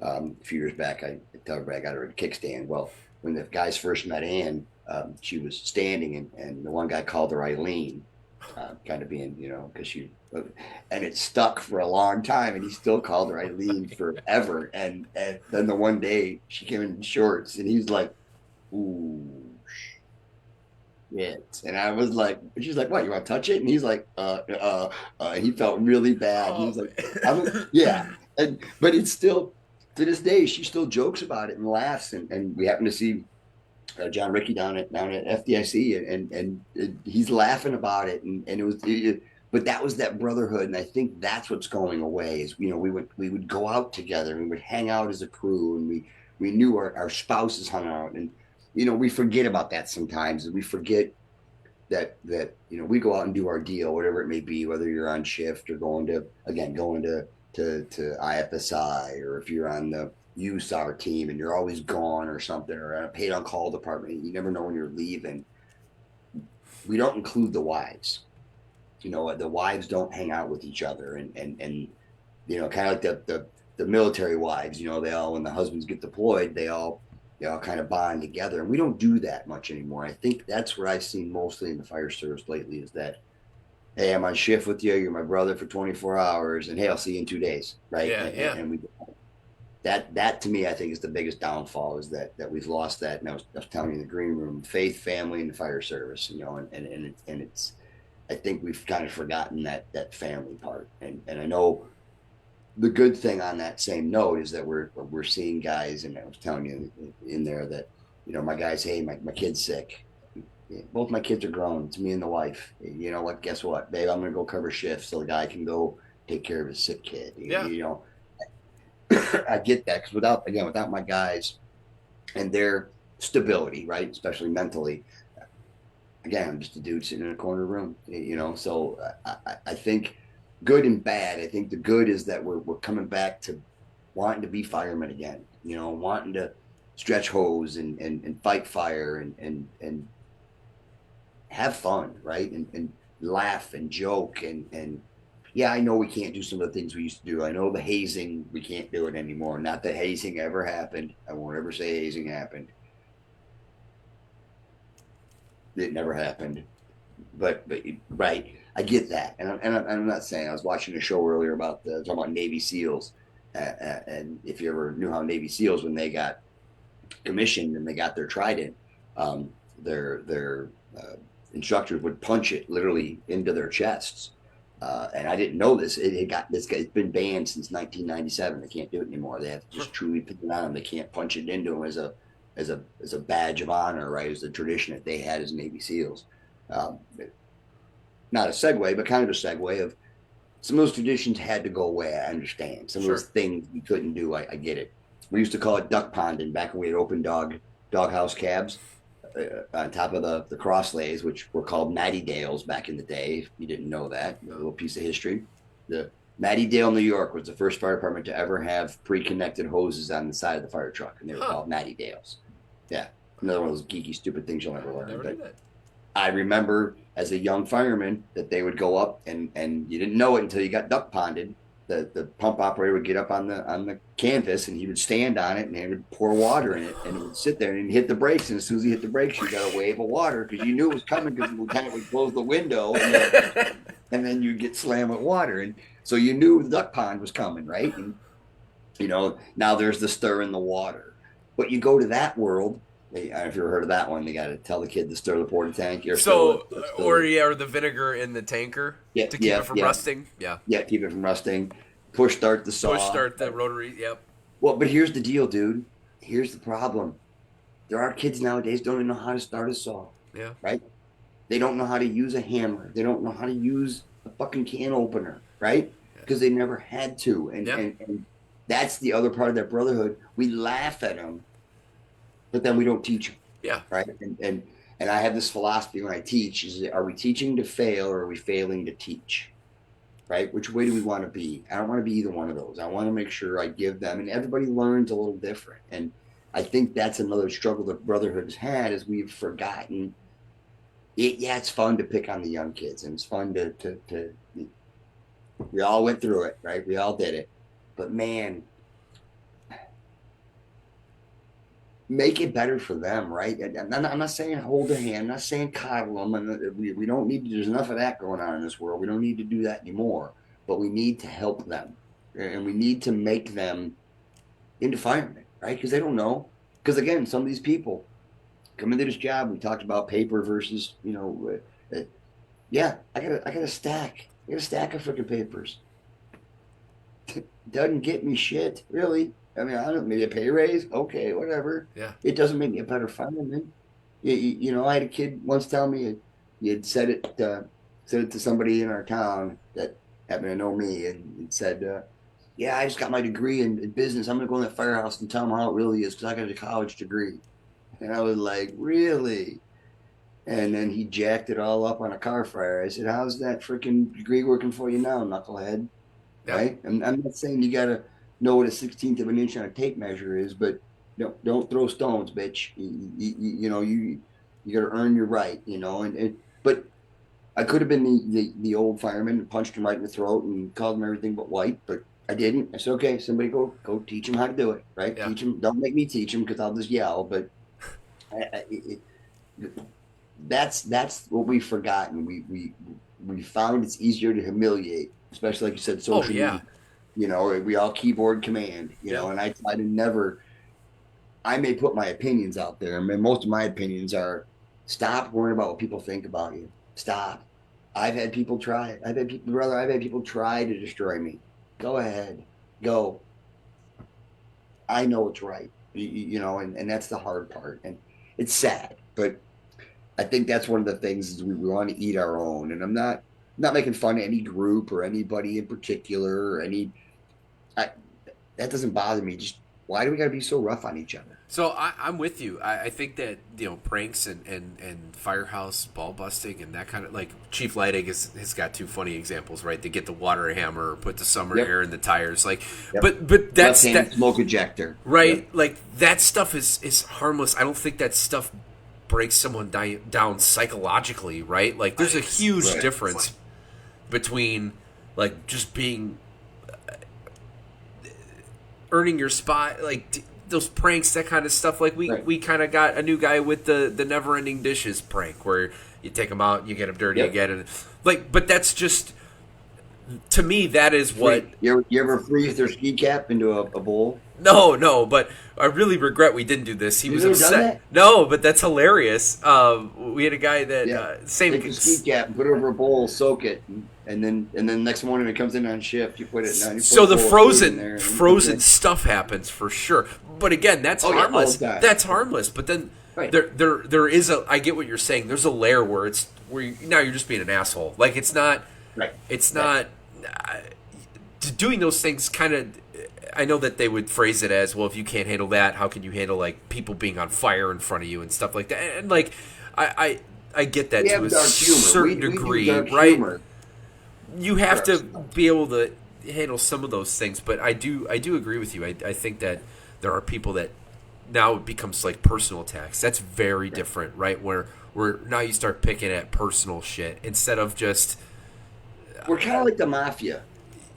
We're kind yeah, of like a family, and you don't mess with a man's wife. You don't mess with his family. Don't mess with yeah, that. Just don't.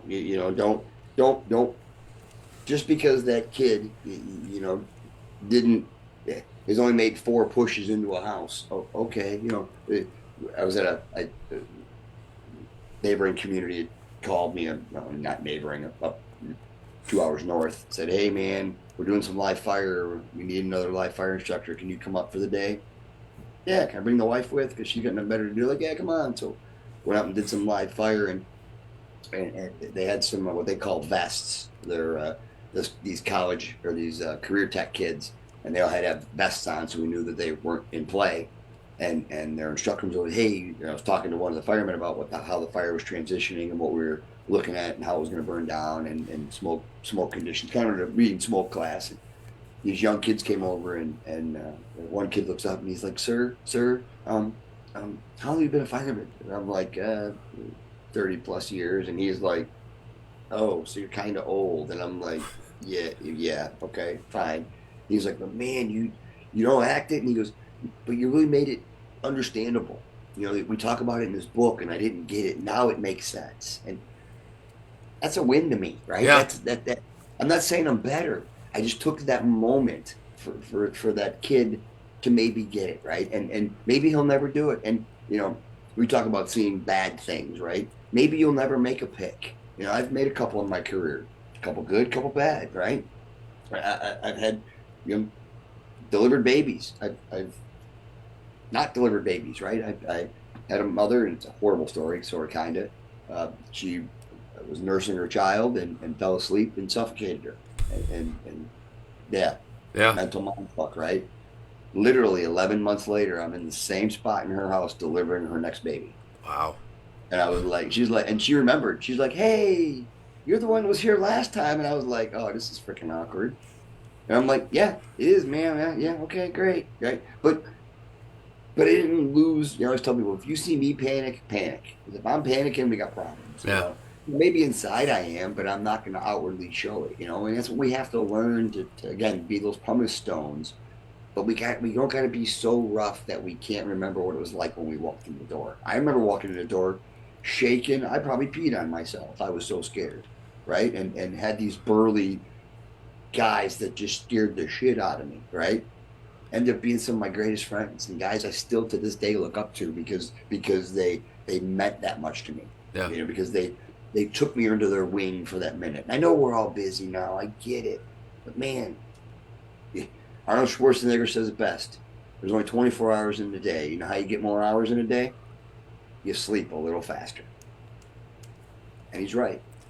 And And if I get 4 hours tonight, great. But I you will know say, what? your generation and my father's, like, you guys all work side jobs, so this Yeah, whole no time thing, like, and your generation still found a way to spend time together and involve families and all that stuff with the side job with that. So like you're talking about Schwarzenegger, right? And sleep less, right. or it. You have to make time for certain things. Like, it is Right. what that You if it's got to make important to time you, for you got to make yeah. time.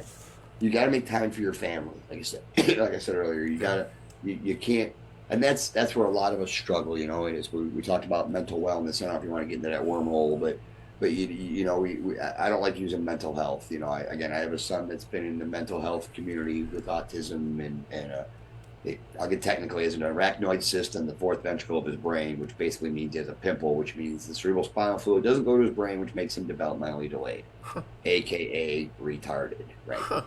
He's 20 or 30. He'll be 30 at the end of the month, and he's got the IQ of about a 4-year-old. So he doesn't communicate very well. So our whole lives that he's been with us, we've fed him, dressed him, bathed him, did everything. Right? We did everything for him.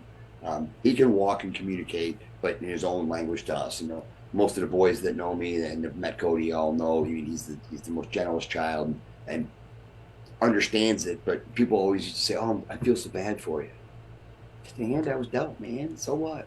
Don't why you feel bad for me? You don't, man. I'm happy. The kid's happy. I'm happy. What do I care? It's money. Cool. You ever see a hearse pulling a U-Haul? No. So I ain't taking the shit with me. So if I got to spend it now, then I'll spend it now. Like I said, the wife walked with a limp. I spent 70 grand to get her a new kickstand. Here, new knee, babe. I don't limp no more. Whatever. I don't care. Money's not an object, right? Who cares? It's that. It's this, man. You gotta have that heart. You gotta have that, man. Just like I said, I've screwed some shit up bad in my life, but man, I've had more better times, and that's where, you know, yeah, we're all a little screwed up in the heads, right? We all are. We see bad shit. We just do. And there's that. It's not my emergency. It's just my job saying. Yeah, we were all taught that, but we were taught not. We were also taught, and at least my era was the John Wayne syndrome. If there's not a bone sticking out, you ain't hurt. Yeah. Well, you know what? I'm not saying we're all gonna be. It's all about puppy dogs and rainbows and hugs, But look at now. Back in the nowadays, everybody's getting firehouse dogs again. There's a firehouse dog in there. It was a mutt that we had, right? That it was there, right? Yeah. And guys had cats. Now they're coming back, and it's a comfort dog. It's just another fucking word, right? Yeah. Just like cancer presumption. I'm not going to get into the fight about cancer, but how big did we push to get cancer presumption fire trucks? How many you see getting built now? Yeah. None. Stop doing it, right? That we all had to have the gear with it, and now they're saying, oh nope, gear's got the shit that's causing the cancer, not the shit that's getting on us. It's the gear. Yeah. Yeah. Oh shit, right? So No, I get you. we got to deal with all this, but we don't get this because we either bottle it up. And I'm not saying tell your family the graphic shit. Just hug them a little tighter. Yeah, I was telling him right when I leave, and we say we love each other, but when you're 20 plus years of marriage, whatever, it is what it is. We won't get into that part of the saying, but I always say I'll see you when I see you. Right? And it's not, that's our thing. It's not that I don't love her. It's I'll see you when I see you. I might be home at 6. I might be home on Thursday. I don't know. I don't know what's going to happen today, right? Yeah. And so I'll see you when I see you, right? But no, you're on my mind, right? And same with my son. I was called the boy, and I would say to him, "Hey, son, I'll see you when I see you." Yep, Dad. I'll say. I talked to him the other day when we were seeing my parents. We had FaceTime, so he talked to his grandparents. And then we were getting done. He was like, "Hey, I'll see you, Dad." I said, "Yep, I'll see you when I see you." Right? But I still care about him, and I still want to know what his life's like and what he's doing. But we forget that sometimes, and we're so focused on everything else. Yeah. That's what I think is another downfall of the fire service. Is we're so focused even on that paper, right? I gotta have this. Okay, yeah, I get their standards. I get it. But great, I can get my company officer, and I can be a real dink as a company officer because Yeah. I don't care about the guys, right? The hat doesn't. You heard it a million times. The hat doesn't make the man. The man makes the hat. I've threatened to go just get all black helmets for my hair. No, nobody's any different. They're all the same. Who cares? Somebody just got more responsibility than somebody else. Because does it really, really matter? Most organizations have gone away from the wearing whites. I remember I had to wear Yeah. white. Yeah. Promoted lieutenant all the way up had to wear white. Yeah. Ann used to get pissed. I'd come home and she's like, "I'm tired of cleaning white uniforms." So when I came here, I'm like, "Okay, we're going to gray and blue, and that's it. I'm not gonna have no more. I got a white dress uniform. Other than that, I'm not wearing my whites." Yeah. So it's like, My old man's wearing like 511 pants and a right? Yeah, we polo, never had those. right? Like No, we that's had. yeah. Yeah, I will say, Yeah. so talking about mental wellness and everything, I feel like everything in the fire service, in my short time that I've been in it, everything seems reactionary, obviously, and that's okay. I mean, Mhm. they're trying to do something, but it seems like we're trying to fit like general public mental wellness into our fire service box. What would you Right. say would Right. be some small steps or things that could be done for firefighter mental wellness that would be different than what we're trying to do right now? So the cool thing about Michigan is so fireworks are legal in Michigan, and our great government decided that kind of screwed up. Any fireworks you buy, which fire service doesn't like because they hurt people, um, all the tax money goes to the fire service. So buy your fireworks, right? Because then it gives us more state funding, and then they give that funding to us, and we get to use that money for training and what have you. Um, and about 3 years ago, our state firefighter training council came out with a ton of money for firefighter mental wellness, and I had written a program called HAO. It's, Hey, are you okay? And what it talked about was basically going out and figuring out what works for us, right? I'm not saying that SISMs aren't good, right? Or CISDs or debriefings, but they got to be done by people like us. I had one years ago where we brought a psychologist in that had no firefighting experience, and was telling us how he knew how we felt and he knew what we were going through. And I was like, "Bitch, you ain't never crawled the hallway. How do you know what I feel?" Yeah. Right. And so we pushed that, especially here on the lakeshore. We actually have a group now built that we have police officers on it for the policemen. I had a dear friend of mine was at my firehouse washing his squad car and got pulled away for a call for a possible B&E. 12 minutes later, he emptied his clip into a guy. And he called me up and he said, Al, I just killed a guy. And I went, fuck. And he's like, what am I supposed to do? And I was like, dude, he's like, you're one of my best friends. And I'm like, I know, but I don't know. I don't know what this feels like, right? I know what it feels like to pull somebody out of a house, but I don't know what it feels like to put my gun on somebody. I said, but I know a guy who does, so I'm going to hook you up with him, right? And we've gone as far as our dispatchers. We have dispatchers that help other dispatchers because I don't know what it's like to sit in that room and pick up 700 911 phone calls and hang up and go to the next one after I just heard a mom saying her baby's not breathing. I don't know how to empathize with that. I have Yeah. empathy for it, but I don't know how to do it. So what I've tried to gear and what I think we need to do as a fire service, we need to find what fits for us Yeah. and what fits in our world because your populace is different than my populace. And so we have to understand those things and we have to understand what can we do better for us, right? And I'm not necessarily saying sleep well, don't cut out alcohol, da da da da da da da da da da. You're drinking water, it's this still coffee. Everybody knows I drink coffee 24 hours a day, but we find what works for us. And when I do my program, it's and I don't care what program you take, but understand what you're going through, understand what you're feeling, and understand those. The National Fallen Firefighters came out with stress first aid. I'm one of those instructors. We talk about the stress continuum and the four things that screw with us, and that culture that we live in, and where we're feeling and why we're feeling that way. And the problem is because we feel like we have to have an S on our chest that says we're Supermen, and we're not. We're husbands, we're wives, we're brothers, we're fathers, we're sisters, moms, dads, right? We're humans. We just do a different job, and but we need to focus on each other. And I'm not saying we got to put my arm around you every day and say it's going to be okay and pat little Tommy on the head. Sure. Yeah. You got to say, hey man, what do we got to do? Right? Is there something that we're doing? What can we do better? Right? Is there a way we can avoid this? By talking about it. Back in COVID, and I hate bringing up COVID, but the United States Fire Administration has never acknowledged a suicide, even though guys have written letters saying the job made me do this. Yeah. Have never acknowledged it, but they acknowledged 65 guys who died of COVID. Yeah. And were given their name on the wall in Evansburg. It's kind of jacked up, right?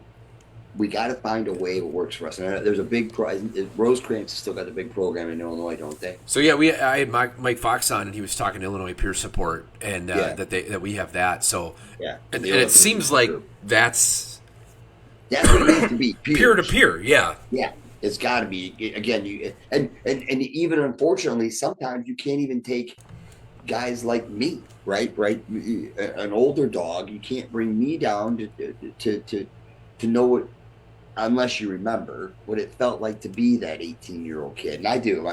My brain keeps telling me I'm 18. My body is telling me I'm 70. But I try to relate back to thinking about what it was like when I was I remember my first baby class 1. We got to the hospital. I was doing this, and I didn't know that was an adrenaline dump. Right? I didn't know what that was. I just thought that was fucked up. Right? And my lieutenant just put his hand on my shoulder and said, "Kid, it's gonna suck some days. It's just what it's gonna do. But don't bottle it up. Just say, hey, man, don't avoid it." But he gave me that speech. It's not your emergency. It's just your job. Mike Knowlton, I know you asked later on, one of my big influences is a dear friend of mine. Mike Knowlton was one of my lieutenants, and just a phenomenal guy. Took me under his wing, brought me into his family. I was living on my own at the time because I had to live in Carpentersville at the time, so I had to live on my own. And his wife and his kids, I watched his kids grow up, and I'm still great friends with his kids. They're way younger, but they still call me Uncle Al, and we're talking. They got married or whatever, but there was a guy that just put his arm around me and said, "Hey, man, we'll talk about it, and we're not gonna hugs and cries and boo-hoos, but we're gonna figure out what we need to do." And to see that Illinois has the peer support group, we've got one here similar in West Michigan, and Northern Michigan's got one as well. Southeast does as well. We started a thing called the Yellow Rose campaign here, and what that is that, and I was part of the task force that built that group. The Yellow Rose signifies, we always do a white rose, when somebody, for people we've forgotten that have passed away in the fire service, we do a red rose in a memorial. We decided to do a yellow rose for those that have lost their lives due to mental instabilities. And that yellow rose is something that a chief says, I will stand up and say that I will allow my fire department and I will get help from my staff. And NFPA, and people don't know this, NFPA 1500 says in chapter 11, it talks about mental wellness, and it says that every organization is supposed to have access for you and your immediate family to psychological support. How many agencies do that? Yeah. Not many, Not a lot. Right? We got the EAP, but how many guys use it? Yeah. Right? Well, I don't want to use it. Why? Why?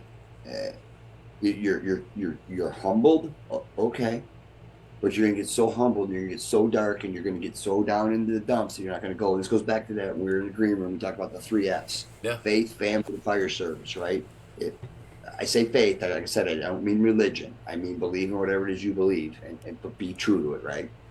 Then your family at home, and then the fire service. When you flip those 3 F's out of cycle, man, your life goes to turmoil. And I did that for a little while, and I just got overwhelmed because I was just trying to. I thought I had to appease everybody, and I had to make a difference, and that put so much stress on me that I realized just coming to work, I made a difference, right? And being me, not being somebody I didn't need to be. Like, this is what you get, man. You get what you pay for. So don't pay for much because you ain't getting much. But I am what I am, And when I realized that. My whole mental outlook changed a lot. We talk about losing passion. I never lost it I just didn't know where to go with it. And I think that, mental wellness, it's big. And a lot of it was, and I hate to bring it, but COVID, right? We all know. I mean, we stepped in that shit for 18 months. I'm the only person in the United States, I think, that stepped in COVID for 18 months and never got it. I've never freaking gotten it. And we actually had my township, we had the actual first documented case in our county, and we didn't know for 11 days until afterwards. And we were still wearing, we didn't have the stuff on yet. And then all of a sudden, the stressors of, we gotta leave your clothes at the firehouse. We gotta give them gowns. We gotta do all this stuff. And guys, I want to go home to my families. And guys, we want to go on calls, and that caused stress, and it caused fights at home. And we got that COVID brain, and we had to start getting guys out of that. To say, hey man, we're okay. I probably broke some rules, but we were one of the only departments that I refused to stop training. I said, boys, we're gonna go when it happens, so we might as well just stay together. We know we're good, so let's just keep doing it. We had people closing firehouses, and you can't come in and don't touch anything. And I was like, no. When the shit hits the fan, we're gonna go together anyway, so we might as well just keep going together. And my guys felt a lot better when we did that. Yeah. I caught flack for it, but oh well. Well, ultimately, guys just want to do their job, right? They wanted to be happy. It was the only thing they had still normal, and we were trying to make it abnormal. Yeah. So. You're dipping into the into those final questions anyway, and I think that we should just talk about them and talk through some of these. So, sure. First one, love this one. Selfishly love this question, but what's one mistake you've made and learned from? One. You get one. You get one. That's the caveat. I mean, you can share another one maybe, but one. Put the firehouse before my family. I'll regret that, and I told you in the dream, and I'm not embarrassed at all to say it. Quite a few years ago, Casey was little. Like I say, he's 25 now. He was 8, maybe 9. At the time, I was working full time on one department on security. I was paid on call in Harvard, and I was working at the hospital, trauma center, all at once. I was working, 90 hours a week. I was always gone, and I was working because I wanted him to have everything I didn't have, And not that we didn't grow up poor, but I can tell you my old man's job, he was only making $200 a week every 2 weeks back in the 70s. But of course, cost of living was different. But I had Pong, right? I had the Pong. Google what Pong is. I know you probably don't know, but your viewers haven't Googled it. Yeah. It was a ColecoVision. It was just a cheap little game. But anyways, I didn't have the Atari. I didn't have that cool stuff. And so when Case wanted a Nintendo 64, he got it. When he wanted a PlayStation, he got it. When he wanted an Xbox, he got it. When he wanted to go on vacation, we did it. When he wanted this, he got it. When he wanted new hockey gear, he got it. Right? I bought everything for him, and I gave him everything he could have. And I bought a beautiful, huge house, and everything. And Ann had called me one day and said, "Hey, can you pick Case up from school?" And I said, "Yeah, I'm in between going from one job to the next." I said, "Yeah, I got before you get home, I'll see you for an hour or so." I said, I'll go pick him up at school. And we only lived a couple blocks away, so I just figured I'd walk up to get him. And so we're walking home, and "How's your day, son?" We're talking. We're about halfway home, and he looks at me and he goes, "Dad, do you not love us anymore?"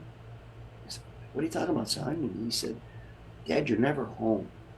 You're always at work, or you're teaching, or you're at the firehouse, or you're doing this." And he goes, You're never home. I said, "Son, I'm doing all this for you. I'm making all this money for you to have everything that you want that I never had." And he said, "Dad, all I want is you." And I was like, oh, right in the ear, been kicked by an 8-year-old in the balls. That's what it felt like. And that was the day that I flipped that switch and was like, man, fuck this. They got to come first. And I've done everything since then to the best of my ability to make sure my family comes first. I always set my faith in my family. And again, I'm not talking religion. I'm just saying whatever you believe. But which funny caveat? There's a movie called God's Not Dead Yet, and it talks about do you believe? It's I'm actually in the movie. It was filmed here in Michigan. Oh, that's an extra, but whatever. So I had to make the statement, "Do you believe?" In the video, in the movie. It's kind of funny. It's at the end. Don't go rent it. It's worth it. But anyways, uh, my point is that it was, you got to believe in your family because it's all you got, man. You know, that everybody, they can take everything from you, and they can physically take your kids from you, but they will always be your kids. And man, what a blessing. And, so, and like I said, watch my, and don't get me wrong, Cody is super important, but to watch Case, start out as a young kid and be a pretty good athlete and be a good hockey player and be a good soccer player, and then transition to being a paid on call fireman for me, and then now working in a 56 firehouse department, running $187,000 calls a year on a tower ladder every day.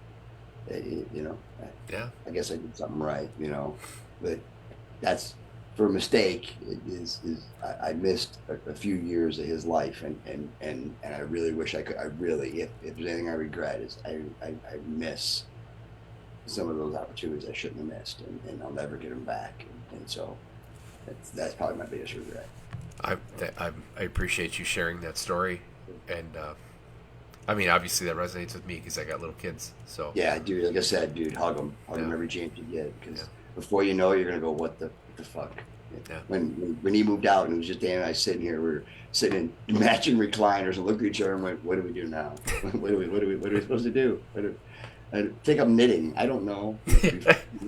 We do naps really well now. So, but now we have 2 dogs, so that makes. Oh well, you got Well, one of them's Casey's. He didn't want to take it with him to Tennessee, so we got stuck with it. Or whatever. Well, that's a whole different story. Hey, what are you gonna do? Right. You kind of dipped into this one a little bit, but still, let's hit it officially, and that's who's somebody that influenced you early in your career. Wow. Yeah. And I should probably phrase this better, but it's those people that really there's tons. Yeah. I mean, it's just I mean all the guys on Gurney, all the guys on surprisingly you laugh. I mean, Jimmy Pelletieri, and maybe one little thing he did, but man, it was something that, and I know you say early in my career. I think early in my life, which was going to be this career, was Uncle Tom Holtz, and when he said, "Son, just always be true, no matter what, do the best you can," and I think he was, but again, all the guys in Carpentersville, Jim, God rest his soul, Jim Olinger and Lieutenant Pearson, just all these guys that. A great one that comes to mind is George Kablansky, who was my deputy chief, and he looked at me and I remember vividly him saying to me, "You'll never make it. You're too wild. You're too crazy. You're too much of a punk. And you're too small." And I said, "Gio, I will show you. I promise you, I will bust my ass as hard as I can." And he pushed me every day, and I loved him for it. And we still communicate. He lives in Arizona, and it's kind of comical. He got back on a paid on call fire department. He messaged me on Facebook and said, "Hey, Chief, by chance, could you write me a letter of recommendation?" I was like, "Oh, now you want a favor, dickhead, huh?" But yeah, George was a huge mentor of mine. I looked up to him in his abilities and the way he treated people, and I just, he'd be another one. But there's just so many. I mean, Eddie Enright, Steve Chikarodis, God. Richie Stack, Bobby Hoff, name them, Jimmy Long. The list is forever. I think I've taken a lot from a lot of people. One of my best, and you probably heard his name a million times, Bob Haraber, Captain Haraber at the time was a captain. Just a what a guy in the way he led people, and I always tell myself, God, if I could be half the ship commander he was, when I was coming up through the ranks, I remember he was in a car accident on duty, and I'd never heard somebody be in a pinning before and be that calm on the radio, and we were all losing our minds, and he was the calm one, and we're like, "Dude, you're the one stuck in the fucking car. Why are you so calm?" It's because of his head injury, but we won't talk about that. Well, there were just so many people that. God, Alex, it's hard. There's so many people, and I guess you got to ask that question to guys who have had short careers. You had a guy. Yeah, I mean, triple digits almost. It feels like there's just so many people that have. I mean, this is going to sound cheesy, but even a guy like you, it Sure. has influenced my career. Again, Rob Ramirez, Cody Trestel, Dave Mellon, Sean Duffy. I beat that guy up all the time on messaging each other. Just and he's just a fireman, but but he gets it right. And again, there's so many people, and there's so many people out there, and there's guys I'm missing. Todd Basagio. I mean, for God's sake, Brad Wessel, all these guys that I've watched through my career, become dads and firemen, and him and his Basagio and his dog, and Wessel teaching as an EMS educator. Just all these people have, when I watched him and thought, man, is this guy going to make it? And here we are 20 years later, and these guys are fucking rock stars. It makes you go, that kid had an influence on me. So, I mean, that's why I like asking the question. I not everyone gets an opportunity to always. It's straight out of. I think it's in Pride and Ownership. They say, "Why do we always got to honor them after they're gone?" It's that kind of thought process, right? True. Right. No, like I agree. It's you just get so an hard. opportunity, and no, even if you name 800 people, it doesn't matter. That's not the point, right? The point is Right. that you're you're going If you through that don't have mentally, somebody right? that moved you in this career, you, you've had your head in the closet. Yeah. Yeah, you just avoided everyone. Yeah. You were that loner. Yeah. Yeah. Um, sorry. I'm still coughing up champagne, and not the drink. Yeah, right. You're still getting a little bit of the brown nose. Yeah, the old yeah. The old nose. Yeah, I get it. Yeah. I'm feeling you. No, that used to be a rite of passage too. Who had the biggest snot booger they could blow out in the towel when we got back to the firehouse? They compared it. You didn't get shit, but first got the ice cream. But whatever. Well, That made you feel good. Have you ever lost your passion for the fire service, and what keeps you passionate now? We kind of hit on it a little bit. I Yeah. never really lost it. I just didn't know where I wanted to go next and what needed to happen. As I hit certain levels, I loved being a paramedic. I mean, I still do love being a paramedic, but I mean, I loved the paramedic stuff for a little while. And everybody jokes that we're, no EMS, but it was kind of cool because it was something different, and I had an opportunity to fly on the aircraft for a little bit and work in the ER and learn from some great doctors and I didn't lose the passion, but I wanted to be better. And then as I moved on, just life changes happened. And so I didn't really lose the passion, but it almost got stagnant, in the post 9/11, we all kind of got stagnant. We were labeled as heroes and, none of us really wanted, well, there's some jagoffs out there that want to be listed as heroes, but only time in my book you're a hero is when six of your friends are carrying you to your final resting place. Is the only time you're ever going to be a hero. But mine, they're not going to do that. They're just going to burn me up and put me in the HVA system throughout the building just so everybody can have a little taste of me. Yeah, there you go. But have a little bit of me in you. But no, I never lost it. It just kind of went away. It kind of got sheltered by a lot of stuff and a lot of life changes where again, picking up my family and moving to a new state. Do I have what it takes? And that gave me some passion back. And now it's having these conversations. Having the shooting the shit about firefighting, about being firemen, and the Great Lakes Hot and the Build Your Culture group and those like-minded people. That's what keeps me passionate. Going, making friends when we go to these classes, or kids come up and we teach stuff and they walk away and I had this one. We have an instructors conference here in Michigan, and I was teaching my HIP class, and there was a guy teaching next to me that I had taught a ladders class in the fire department, and John Brophy's his name. He was a fireman in Saginaw Township. He'd been on 25 years or so back when we this conference time. And this kid comes from his class to my class, and I would ask people, why'd you come to the class? What do you want to see out of this today? And this kid goes, I've heard John Brophy teach. He's a really good instructor. He said he was honored that he was in the next room to me. He said, I've been fighting fire for 20 plus years, and my styles taught me things on ladders I'd never saw before in my life. And I was like, wow, here's a guy that I look up to. That well, I look up to everybody because I'm 5'6". But I mean, I look up to this guy, and he has this thing that, again, being very humbled about it. I'm probably one of the most humble people because I just don't, I just I just do what I do, and but it's to see those young kids, and again to hear the Brad Wessels or the Todd Basagios. I didn't know I had that much influence on Todd back then.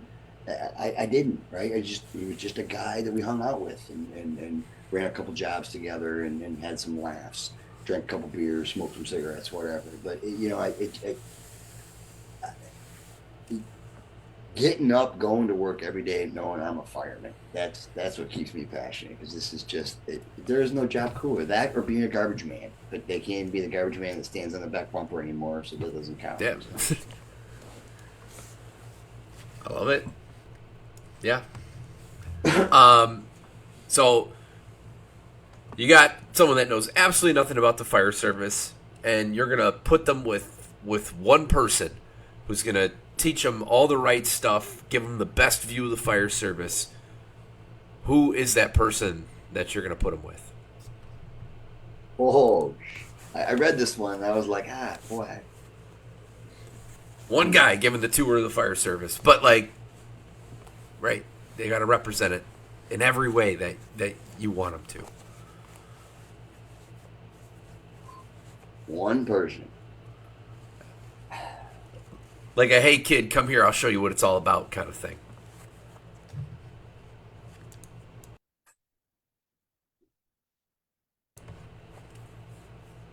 Can I say me?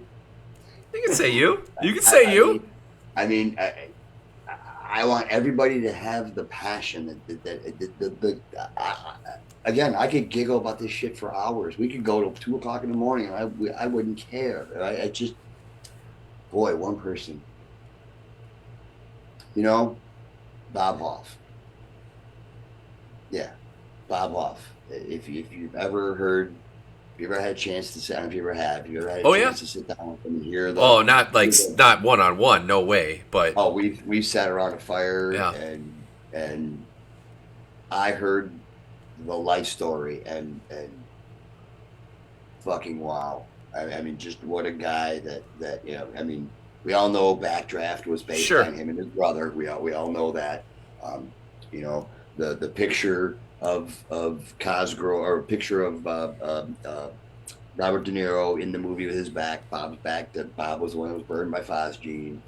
Bob did watch his dad get killed. Bob still wears his watch. I mean, you hear the story, and then more people don't know he was a freaking concrete guy. He was a mason before he became a fireman, and now look at the guy. I mean, the guy is just a pinnacle of knowing the fire service and everything about it, and having that love. And again, he's in his fucking 60s now, and the guy can still throw a 35 like there's no tomorrow. He was literally I just saw him 3 days ago right under fire. Like he's and he's still doing it.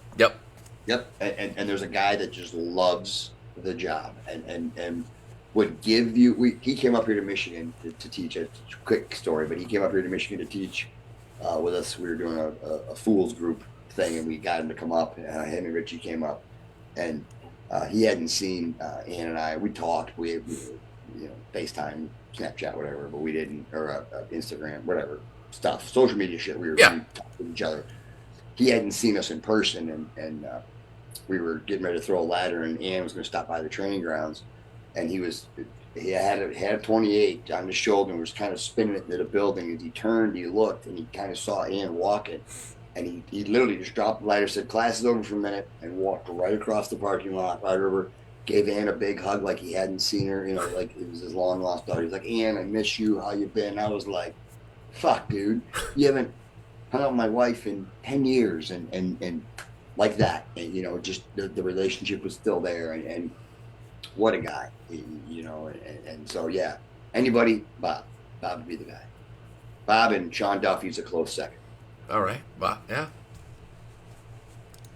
In my opinion, Sean, if you ever get a chance to sit down with Sean, Yeah, I got to Guys, see him at FDIC this year. He taught with he was with one of the search groups with. yeah, but insert Yeah, he was insight. with Insight. Yeah, Yep, yeah, yeah.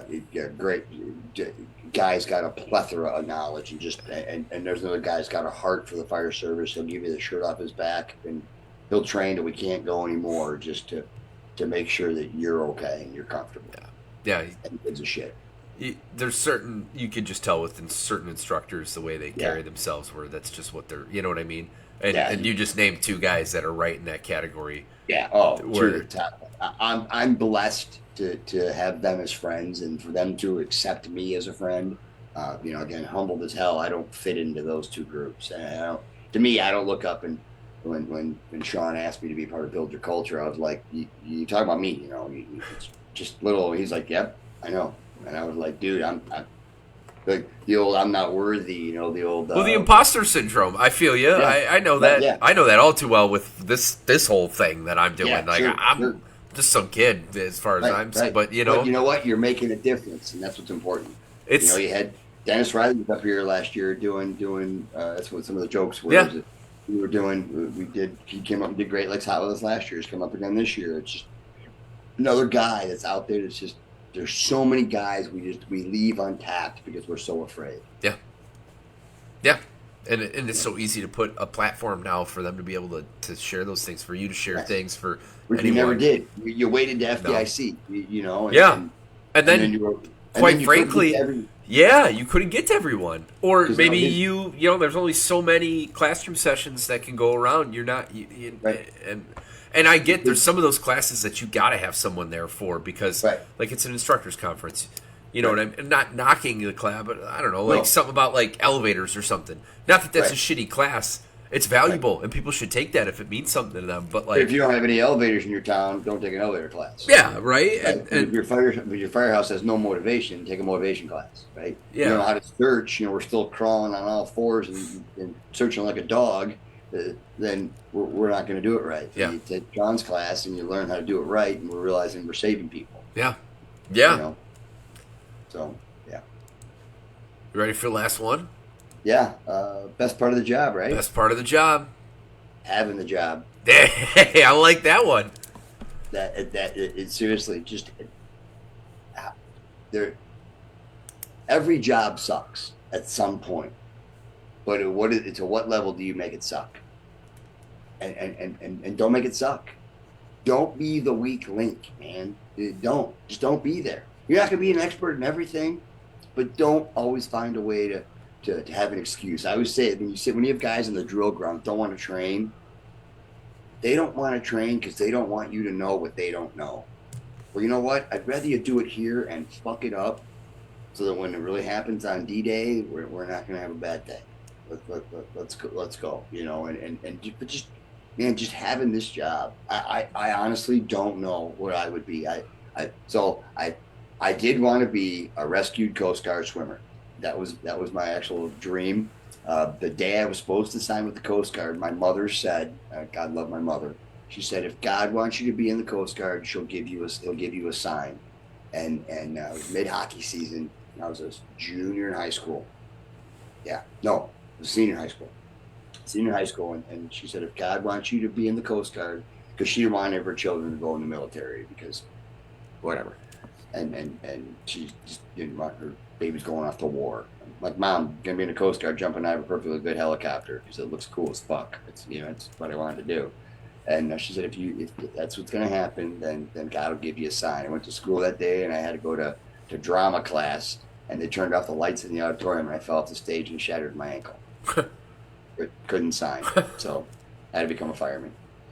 So yeah, so mom said, "See, I told you." I said, "Yeah, Mom, it's in the middle of hockey season. What the hell is wrong with you? I can't skate." So Priorities, Mom. Come on. priorities, Mom. Damn it. So yeah, the job. The best part of it is just having it. Wouldn't want to do anything else. I wouldn't.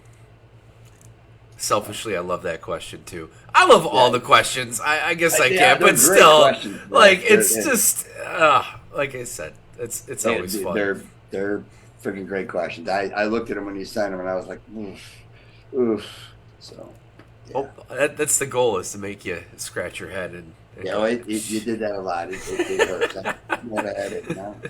Not much. I'm losing my hair, and it's going to get worse now. It's getting shorter. Once I'm growing to mow it out, so I don't just bald.